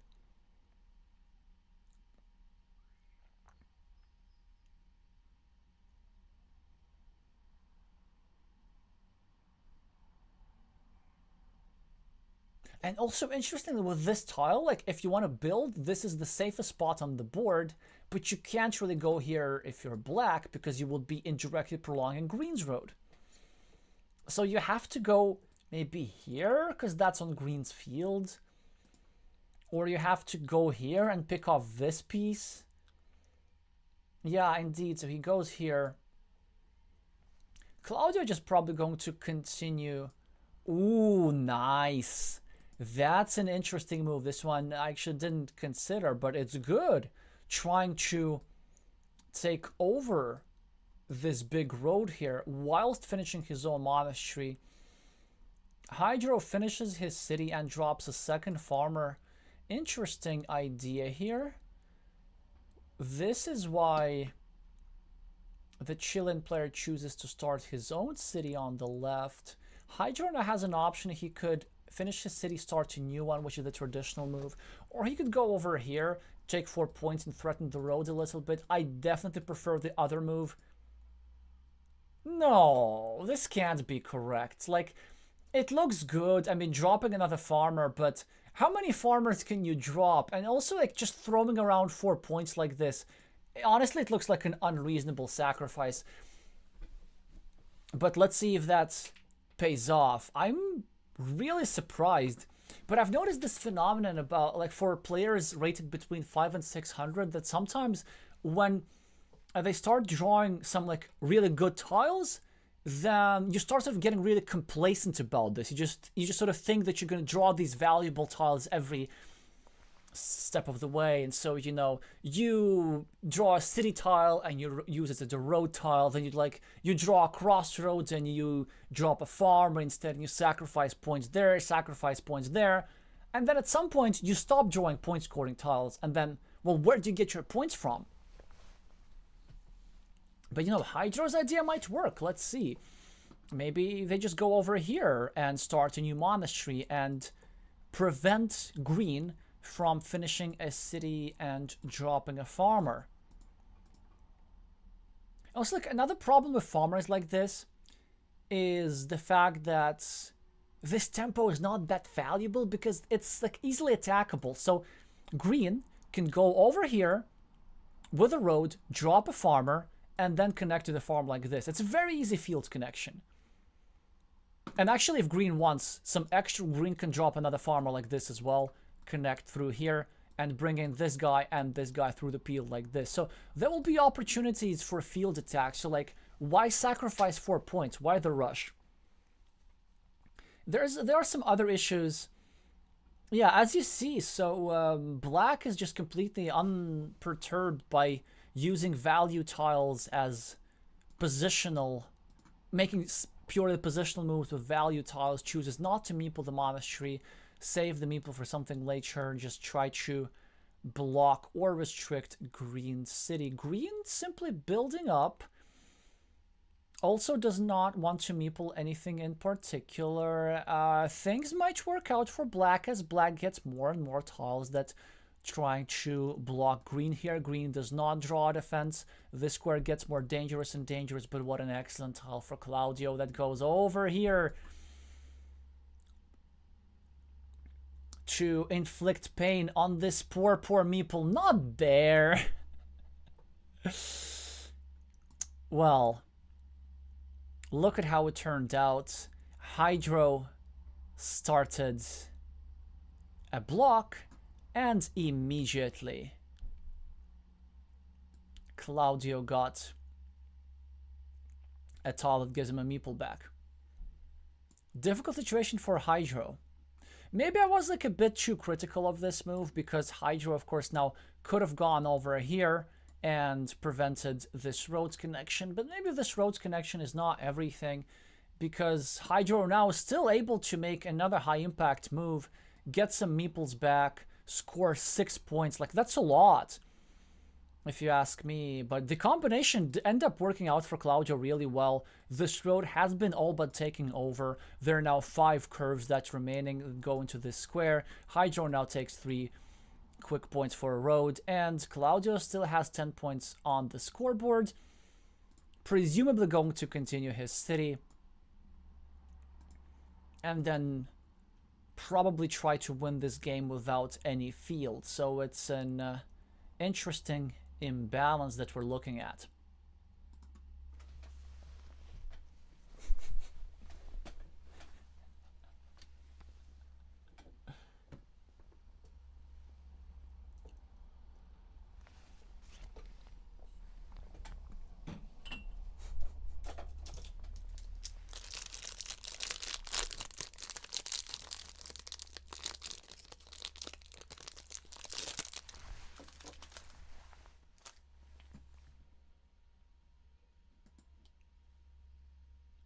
So, Claudia's considering a farmer. That's interesting. I would say, well, let's see. I don't want to be too critical. I'm actually not sure. It's sort of an interesting move, right? Yeah. Why not?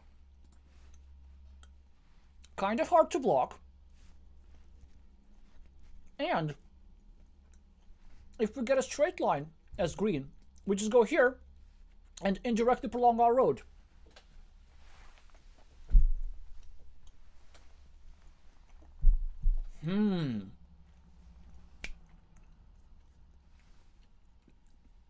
Black is trying to attack Green's city. And Green has several options here. This is fantastic tile for Green. And he chooses not to continue his city, but to pre-finish his long road and start a new city. I love that. I think it is excellent prioritization on behalf of the Chilean. Hydro, of course, restricts Chilean's road, but it's fine because 1, 2, 3, 4, 5, still 3 tiles remaining that fit into this square. Claudio now tries to build up his city from the other side and maybe even have the fields connection from the other side. 1 tile away from getting quite far away on the scoreboard. What does Hydro do? This is kind of the problem of dropping too many farmers. You just end up with fewer points, but this is just a chance to do something about this. But I am quite critical of this move. I mean, it definitely makes sense to start a new city, but why not here? Because it is not in Black's interest to unify these 2 farmers, right?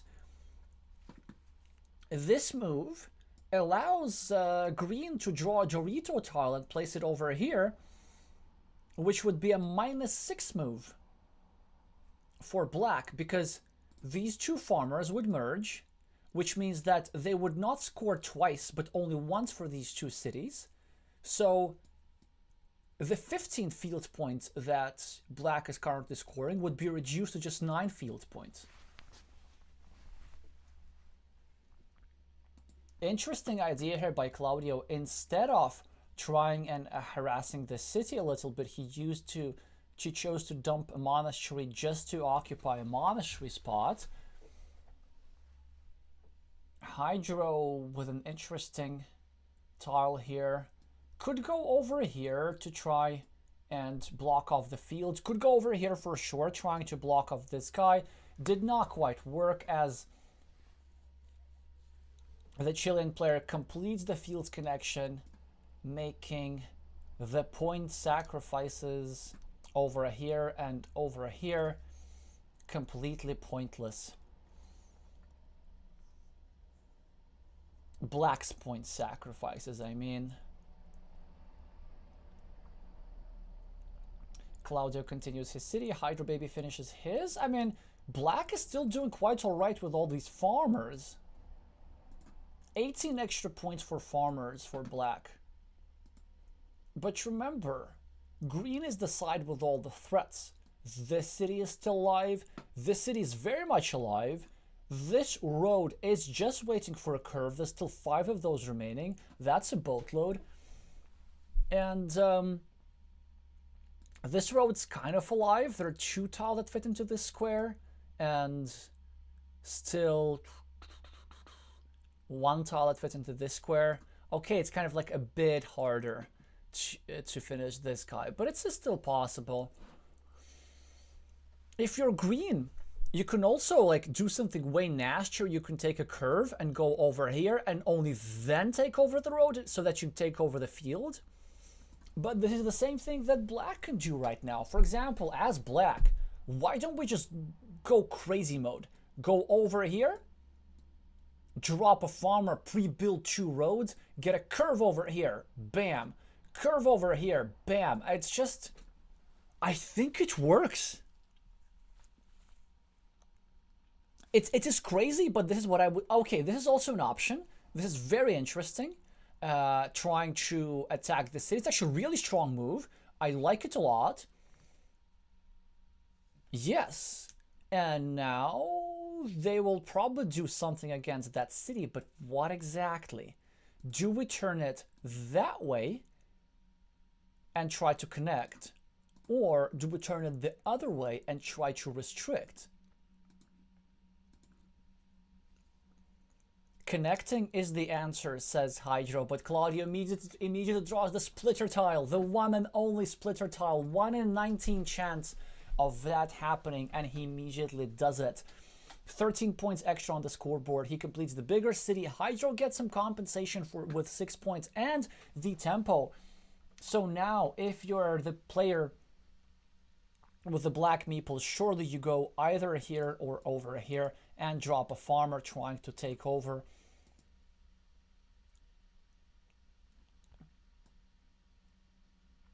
Left side is the chosen side for the fields connection.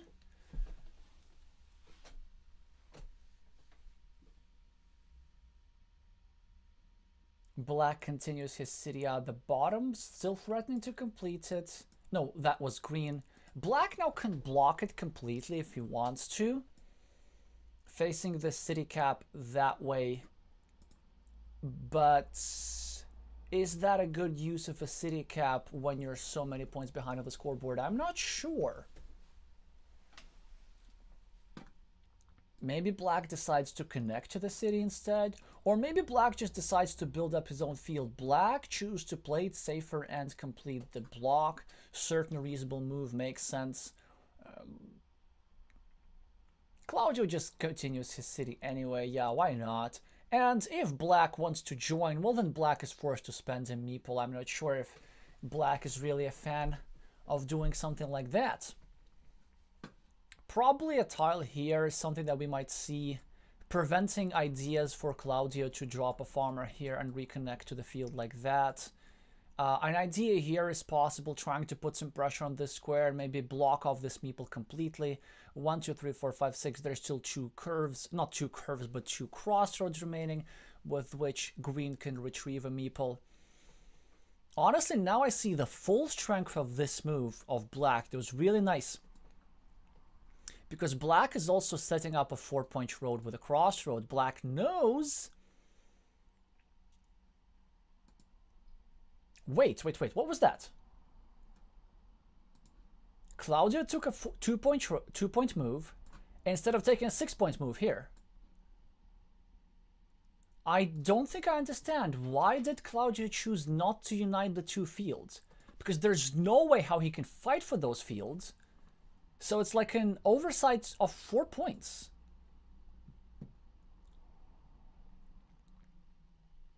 Yeah, look at this beautiful fields connection opportunity, trying to get one of the curves and immediately one of the meeples. But Black draws so many of these curves, and suddenly, when green was initiating this idea of taking over the road, there were like 5 remaining. But how many are there remaining now? 1, 2, 3, 4, 5, 6, 7, 8. There's only 1. Am I wrong? 1, 2, 3, 4, 5, 6, 7, 8. Claudio could get locked out of all curves.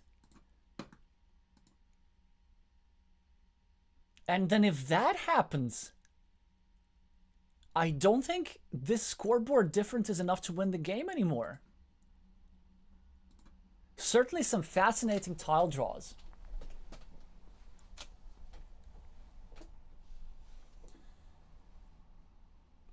Hi Nallerheim, hi Pavlo. If Hydro draws one more curve, this could be a rather short match.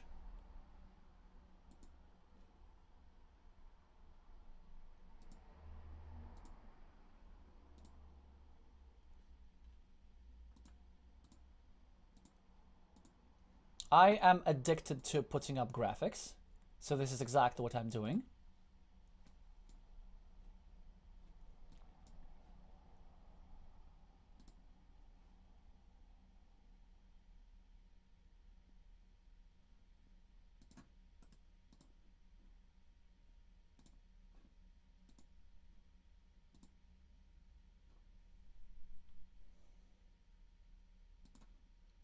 Hydro chose to start a new road. That's very interesting.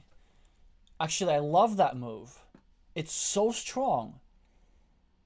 It is setting up one of 2 crossroads to score a boatload of points. So Black decided that they're winning either with a curve or with the 2 crossroads. Although I'm not sure if the 2 crossroads are enough.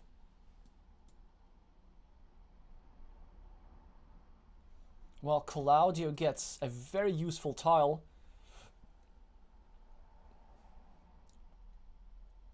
Gets 7 points extra on the scoreboard, 2 for this road, 5 for this road, and a meeple back. 20 points ahead on the scoreboard. Still waiting for that curve. Hydro Baby with a boatload of extra points for the farms. 12 here, 9 here, 9 here. That's like 30.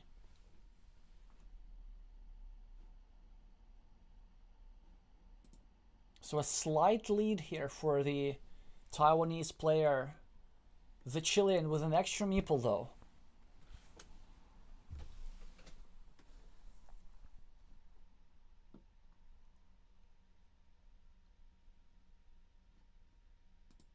What does Hydro do? There is still one vanilla city cap remaining, which could be used to unify these two fields. This would favor green immensely, but green doesn't draw it. What does he do? Does he go here, maybe? Yes, exactly. Start a city. Make sure that black is not able to take easy 7 points. And then black needs to do something about this. Yeah, black needs to, I guess, place a tile over here to prevent green from dropping a farmer. That's such an annoying move by green. How do you deal with it? 1, 2, 3, 4, 5, 6, 7, 8, 9, 10. So there are no Dorito tiles. So if you put this tile over here, this is sort of kind of a block, except that one of these two divider tiles is still in the deck. And if green gets a divider tile, green is just golden.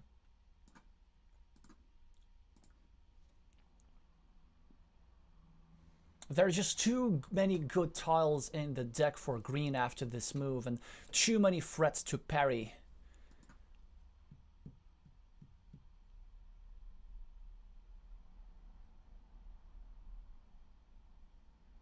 Yeah, so 2 different city caps that go over here, and a curve that goes over here.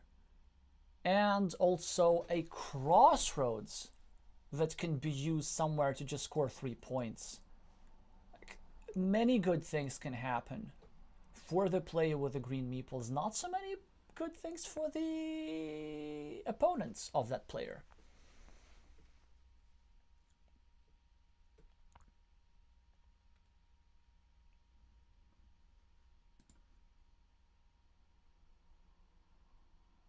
So if you go here, do you hope for the splitter? It does seem that you have to go here. Nice. Here's the idea. To try and prevent him from dropping a farmer. Beautiful move. So finally he spotted the idea of unifying these two fields, and that's devastating. That's a 6-point move for the player with the green meeples. He doesn't even need the curve anymore, just as a result of having all these threats. The remaining tiles should be curve, triple crossroads, and I forgot what.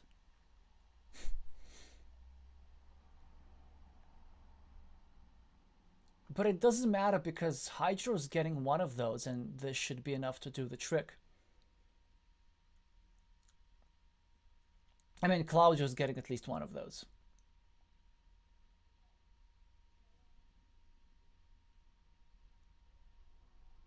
Is there a city cap remaining? I don't think so. Yeah, so Hydro loses on time. I think, according to the rules of the championship, they should concede the game now, but it does not really matter. Claudio will probably just connect to the field. However, maybe they will abide by the rules. Let's just see what they're writing in the chat. I see that some messages are appearing. We know that the Chilean would have won anyway, but Claudio is saying out of time and saying that Hydro has to concede, and this is completely true. Of course, it would have been interesting to see how the game would have been finished, but we know that the curve is going here, green is taking this road, and green is equalizing this field and winning with like a 30-point difference or something close to that. So finally, we witnessed a loss on time. Things like these can happen.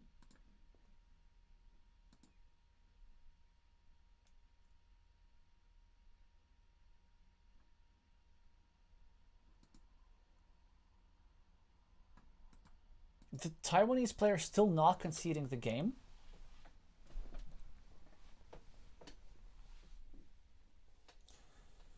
Maybe not exactly understanding the rules, or maybe thinking that it does not matter. Yeah, here we go. We have a concession. Point goes to the player with the green meeples. And this is great for us because we get to watch more Carcassonne because the score is 1-1. And we're watching a decider. Hey, what's that? That wasn't supposed to happen.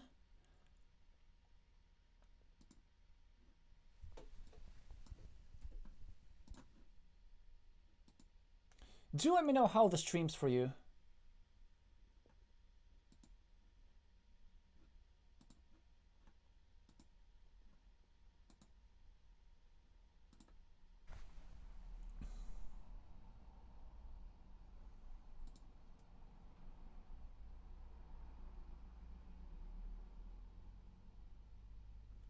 I changed something and I think we should have faster speeds now. Yes, it does appear that way. The decider match for the playoff spot in Group G has started. It was Taiwanese player to go first, starting with a 2-point road. Claudia drawing an unfortunate tile. He's forced to prolong Hydro's roads, but he starts a 1-point road of his own. Hydro dumps a triple city tile, and now finally a good tile for the Chilean. Where will he go? Presumably here, facing down, starting a new city. This is exactly what he does. He knows his opening theory.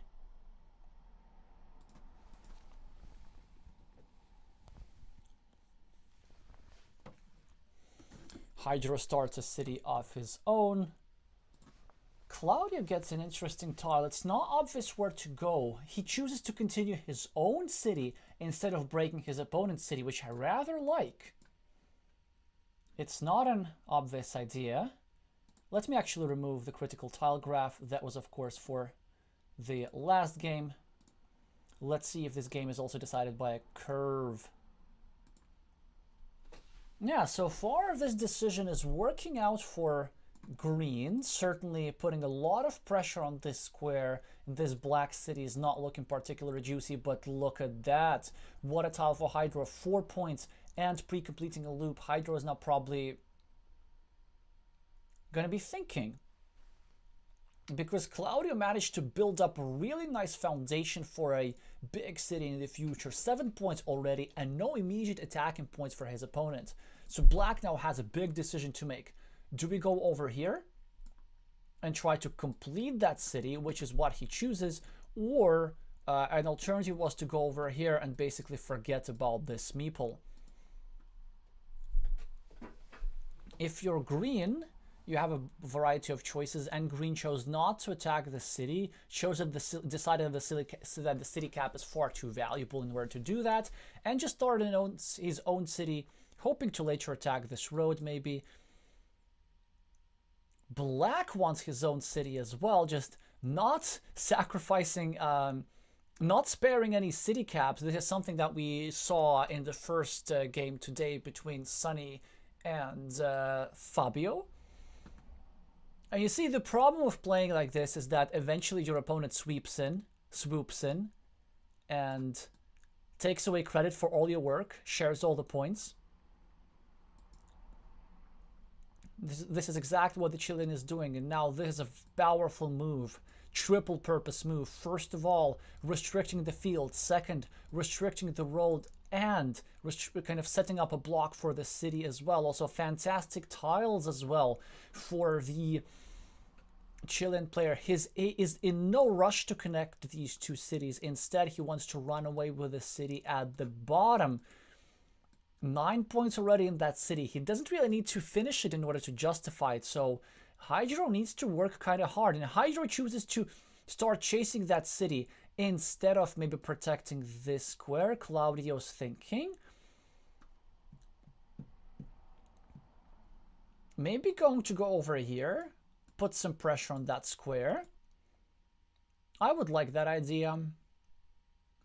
Can't really go over here because this would expose Green City too much.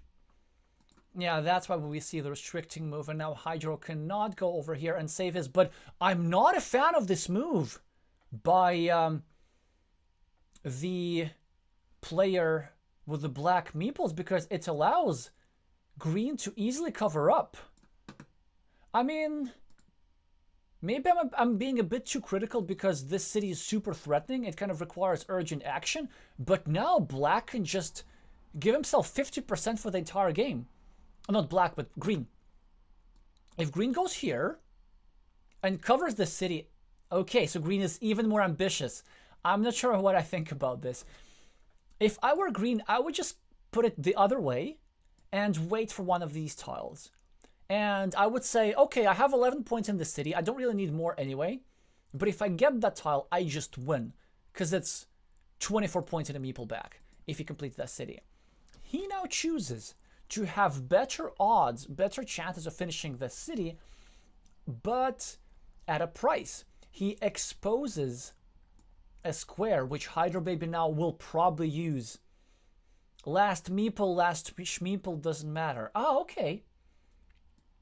Just trying to continue without necessarily blocking anything.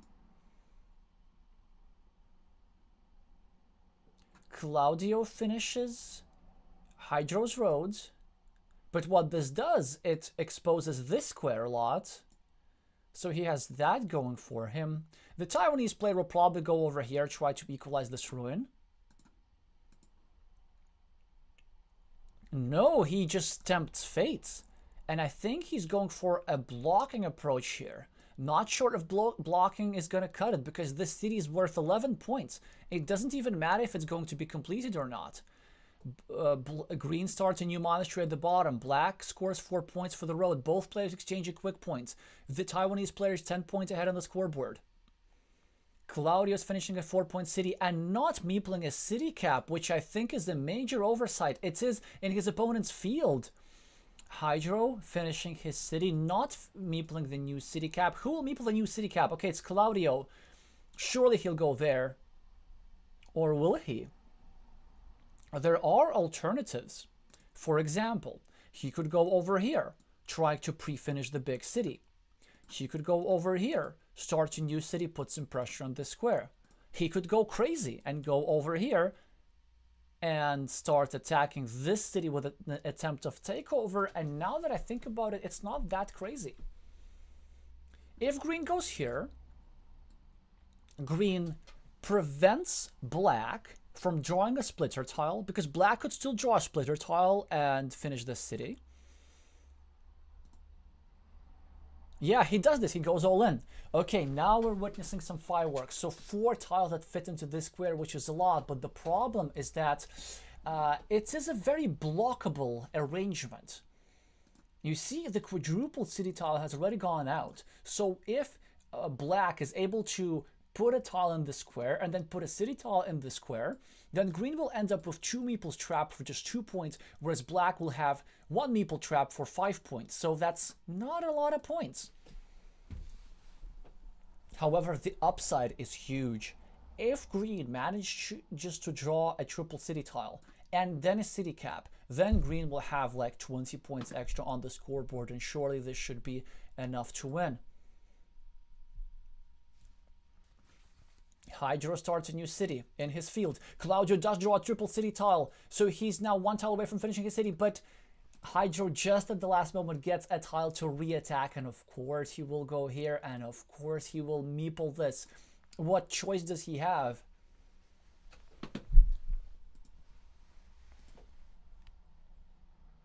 Yeah, so this is sometimes the problem with a pattern like this. You just sometimes put all the effort, but then if you leave your opponent a reconnection platform, your opponent can always reclaim the city. Strong move here by the Chilean player, breaking the Taiwanese city. Actually, this farmer is still looking quite shy with only 3 points as a result of the Chilean blocking move. This is really, really annoying to deal with, especially on a board where many of the city plus road city caps have already been used up. Claudio now continue his blocking attack with the idea of finishing his city and then restricting this square as well. So this guy is not going back into Hydro's hand anytime soon.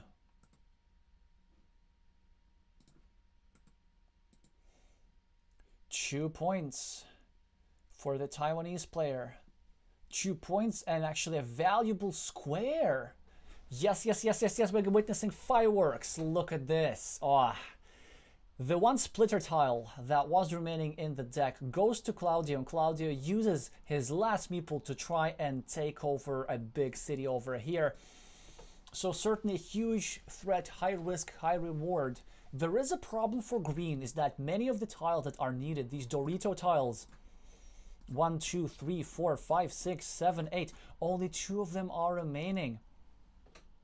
So this connection is not happening anytime soon, and Hydro could attempt and concoct some sort of blocking attack or simply reconnect to the field. Claudio does not bother defending. He wants to wait for a tile that fits the best. Hydro does not get a good defense. He probably needs to simply continue his city and just wait. Still, the fate of the entire game and the entire match and the playoffs probably relies on Doritos. Finally, Hydro can breathe a sigh of relief. I don't think he should ever go over here. I think the move... No, he gambles. This is very interesting. Is he okay with losing this city over here?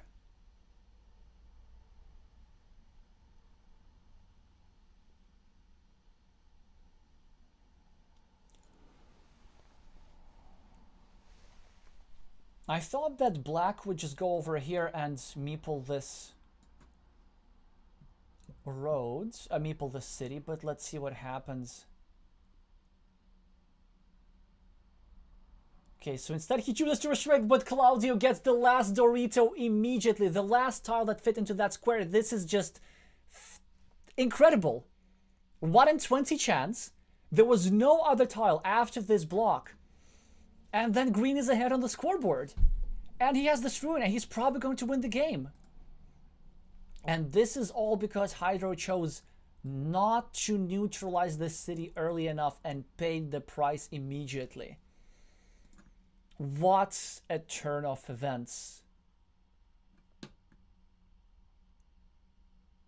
While the Taiwanese player needs to try to come back into this. 18 tiles is still a lot. But not when the Chilean is drawing these quick point tiles and just chipping away. A curve for the Taiwanese, not much to do with it. Maybe just starting a ring road. Something is better than nothing. Also, a philosophical stance here, accidentally expressed in the stream. He chooses not to connect. Instead he chooses to protect his city, which I rather like. Because his idea, he wants to finish an 8-point city, meeple a road, and then take this 4-point road and expand his farm, because this city will loop through the outside and move into this farm currently controlled by the black meeple. But will this idea even be enough, given that Claudio is ahead 20 points on the scoreboard, has an 8-point monastery and an 11-point city, which never went away, by the way. So it seems to me that black would also need to try and equalize this city Not with that tile, but with a different tile somehow at some point. Not much black can do. Maybe score a couple of points here and there, here in particular. Maybe do a blocking attack, but it's too late to do blocking. Black needs to find points. Black needs the tile to go here and then to draw the last remaining Dorito to connect to this 11-point city. That's why black chooses the move which gives him the maximum number of points immediately. Claudio draws the one remaining Dorito, so nothing fits into the square. Does he go here? Or does he simply take 3 points for the road? Or does he take 4 points for the road, exposing a city? He just takes calmly a 3-point road, which I agree with. It's a strong move here.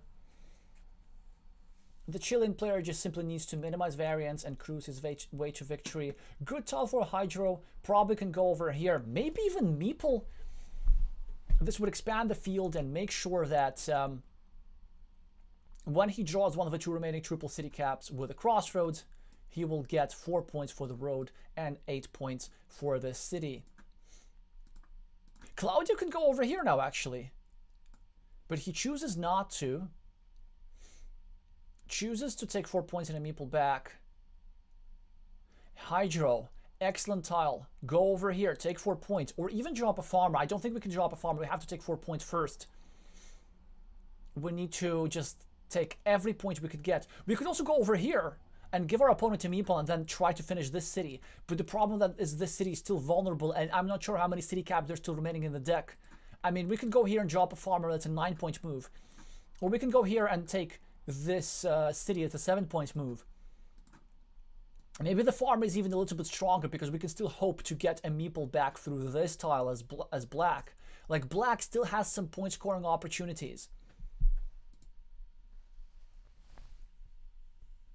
Already a minute spent on this move. The Taiwanese player going into the tank. Choosing the approach of trying to finish a bigger city at the price of immediately giving Claudio a meeple back. I'm sure Claudio is going to use that. Go here, drop a farmer, I think is the move. No need to overthink this. No need to spend time and risk losing this game on time.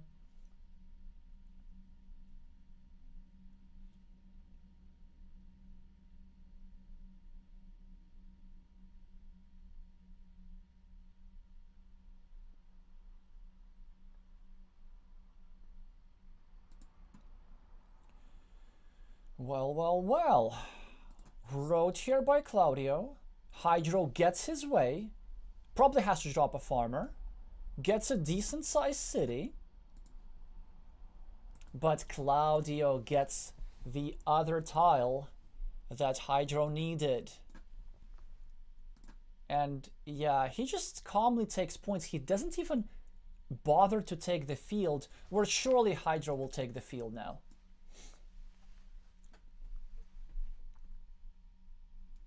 Chooses to do so from this side.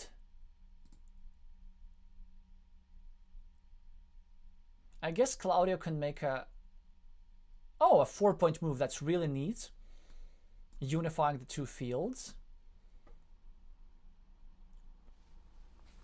Hydro will have some compensation in form of fields. 9 here, 6 here. Looks like not enough, but it is going to be kind of sort of close. Okay, now there are no vanilla city caps, unfortunately, for the play with the black meeple. So the idea of going over here and setting up a 10-point city does not work.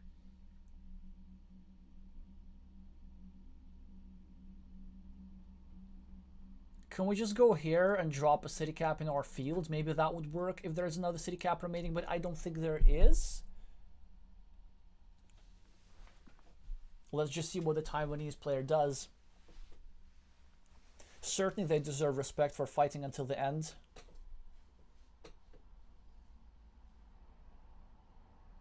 Two minutes on the clock.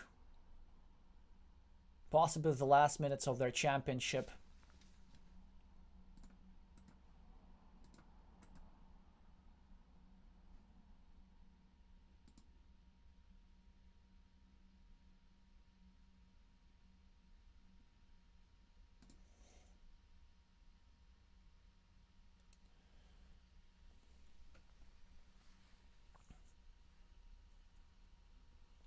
That's interesting. Is there a starting tile remaining?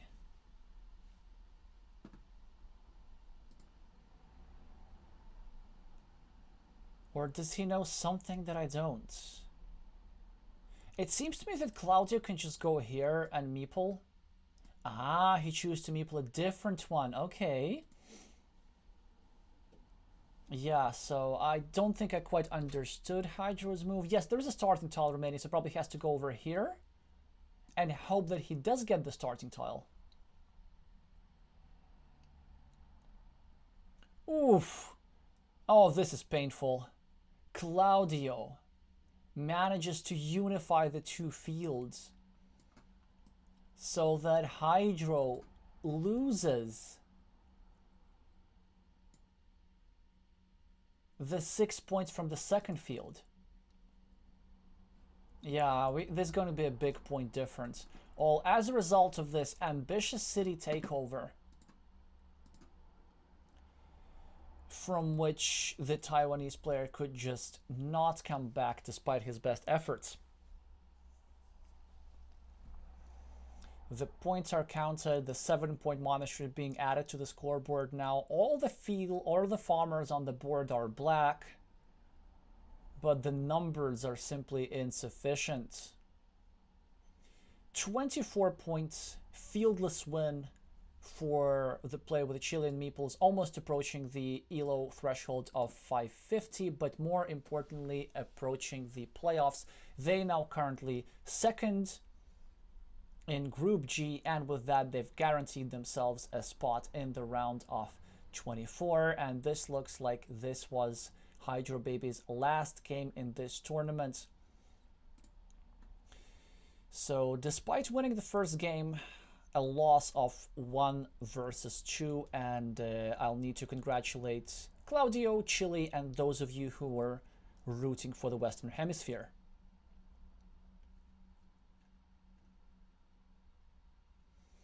Best wishes for the next rounds, Hydro Baby saying. But we will be updating the score. And let's look at the tournament table. See how the situation has changed. So, Claudio now with 3 wins, 8 games, and how many losses? Yeah, 6 losses. I'm not sure. Oh yeah, this is it. So I don't think they can be overtaken, because if Carcassonne wins, they're gonna have 7/5, and I'm forgot what the mutual result between them was. Actually, let's have a look at that. Carcassonne, Claudio Horquera. Yeah, so Claudio had won against the Catalan, which means that Claudio has guaranteed himself the second spot. Hydro's in 4th, and this just means that Carcassonne doesn't really need to do anything. However, wait a second. Okay, so Hydro are now in 4th, right? And he lost 2 versus 1, so he's now 5 and 7. So what if Carcassonne loses 2-0 against whoever they're playing? Actually, who are they playing? They're playing against Charoling, who's representing Spain. And let's say they lose against Charoling.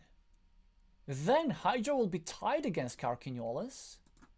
So who had the better of each other in their mutual duel? Let's have a look in a second. So it was Carcassonne after all. So they will be the ones qualifying. So the Group G has been decided. It will be these 3 players in that order, and nothing that happens later this week can change this. So we're congratulate the Lithuanian, the Chilean, and the Catalan.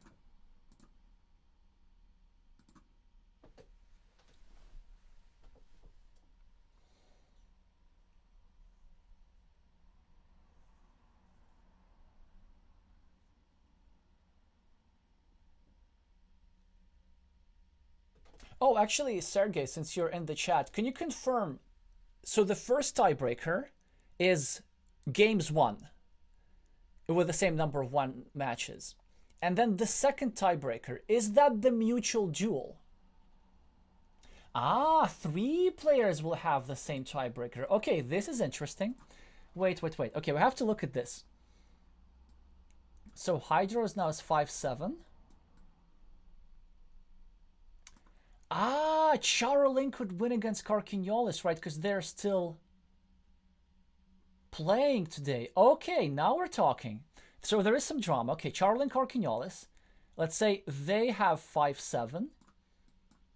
And then they have 5-7. Okay, because it can be a 3-way tie, right? So this is interesting. And what happens then? Then this means that Charolin won Carquignolis. Carquignolis won against Hydro Baby, and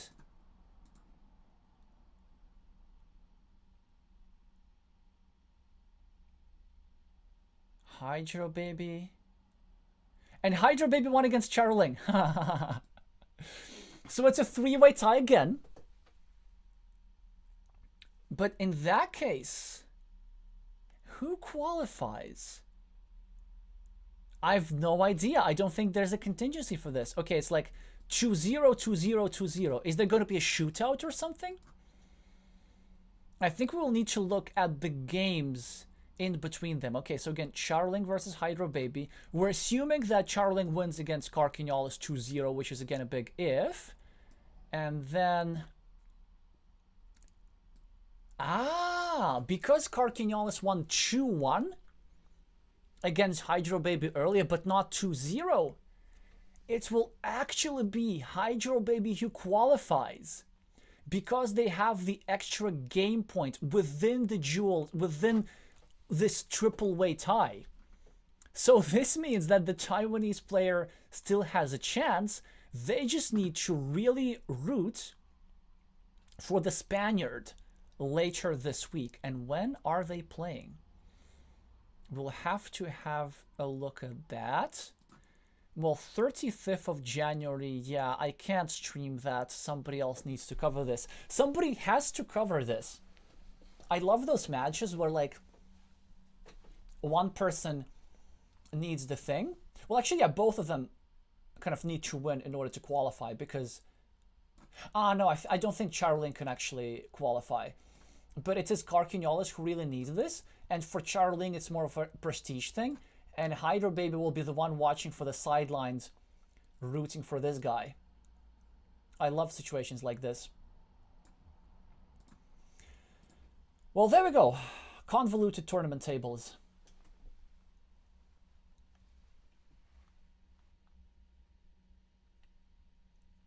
Yes, so I got the tiebreakers right. The difference in points scored in confrontations between players who have equality. So the 3-way tie would go on and Hydro Baby would go on. Okay, but this first of all needs to happen. For now, it is still... Well, Claudia Horquera is out of the woods for sure.